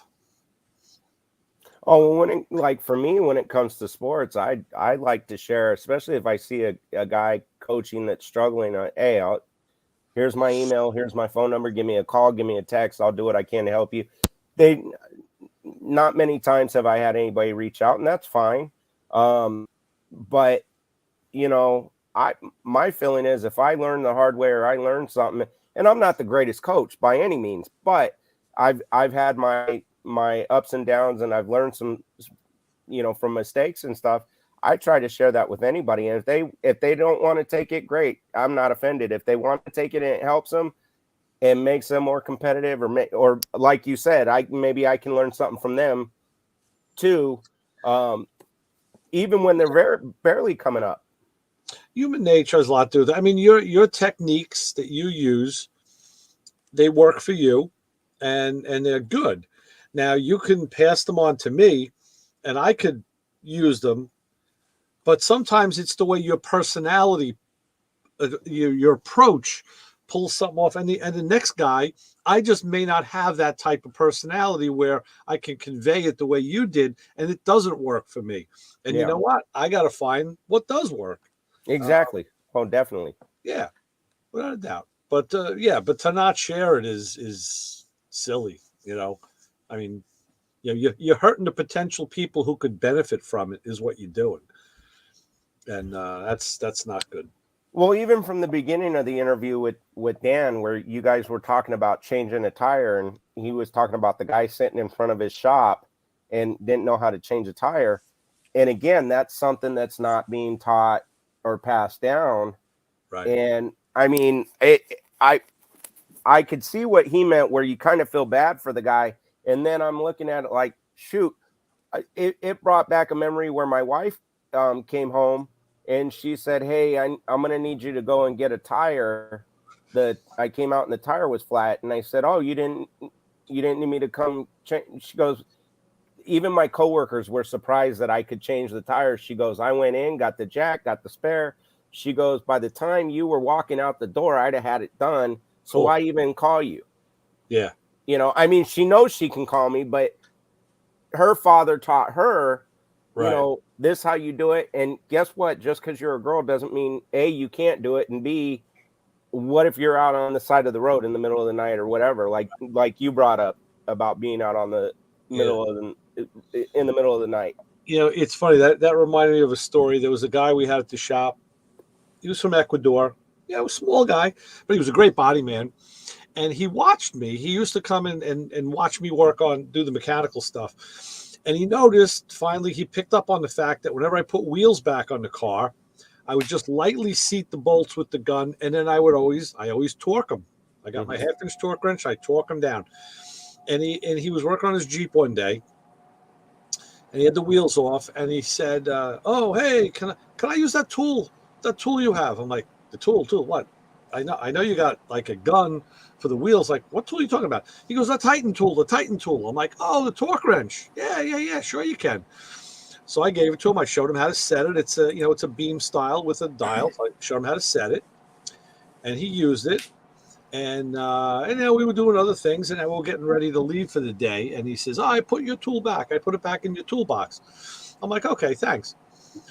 And just on a whim, I said, okay, let me go take a look. Really, what I wanted to do is I wanted to wipe it down. I always wipe down the torque wrench with a clean rag. So I just wanted to make sure there were no fingerprints on it. And when I took it out of the case, I saw it was still set at like 85 foot-pounds. So I said to him, hey, Derek, let me show you something. I said, there's one more thing you got to do. I said, when you're done with this, you have to turn it back down to 0. You always put a torque wrench back at 0. You don't leave the spring in tension. Oh, well, how come? Why?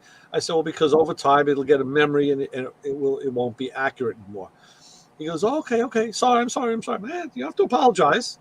Just, I'm sure I'm not going to have to tell you this twice, because if I do, my toolbox will be locked and you won't get it. It's so. Again, it was just, you take a minute to teach a guy something and not make fun of him or make him feel like an idiot. And now he learned something, because we don't all know everything. And he didn't know that. So he could show me how to fix a dent all day long. And I wouldn't get it as good as him, So it's just the way it is. Yeah. Well, also the way it is, guys. Is I gotta put the garbage out in the rain. I'm gonna get wet. That rain. Yeah. Yeah, ours cleared up. It hit at the beginning of the week and then cleared up, and then we've been on a hard freeze the last couple of days. I think it's been like 28 degrees or something like that. Okay, I don't think it's rain now. It says 80% chance of rain. 42, but it feels like 34. Outside, I do have 45 degrees, yeah. But even today, it was in the 40s, but it felt like it was in the 30s. It was just that it was gray all day, and it was just that raw kind of, miserable. Yeah, the last couple of days we've hit, like today we hit a high of 56. Yeah. But there was that slight breeze, and it felt colder than 56. Yep. I think the whole country is in that, And Justin, you get lake effect stuff up by you, right? That we do. That's nasty. We haven't had anything yet, but it's coming. Yeah, that's nasty. That is one of the most significant weather occurrences is lake effect anything, whether it's snow or rain or temperature. That's nasty. And those lakes are big, man. Yeah, they're not small. They're pretty great, actually. Yeah, pretty great is right. Yeah.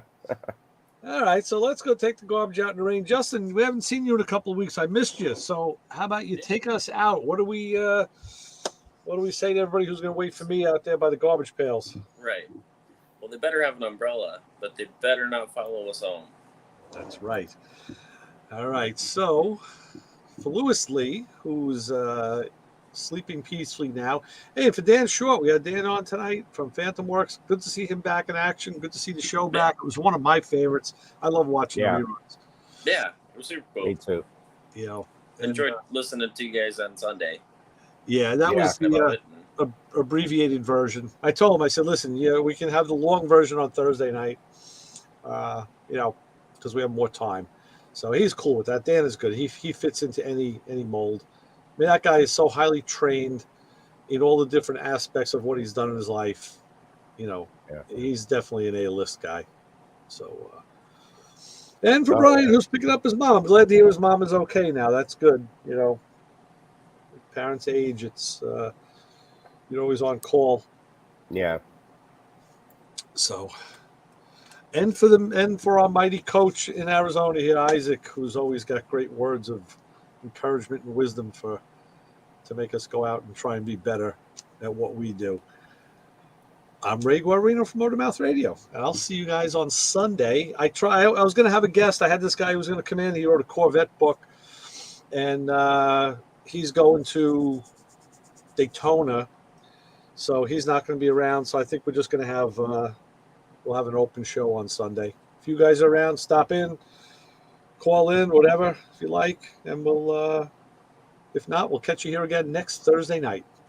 Right on. Definitely. All right, so let me end this. Doink.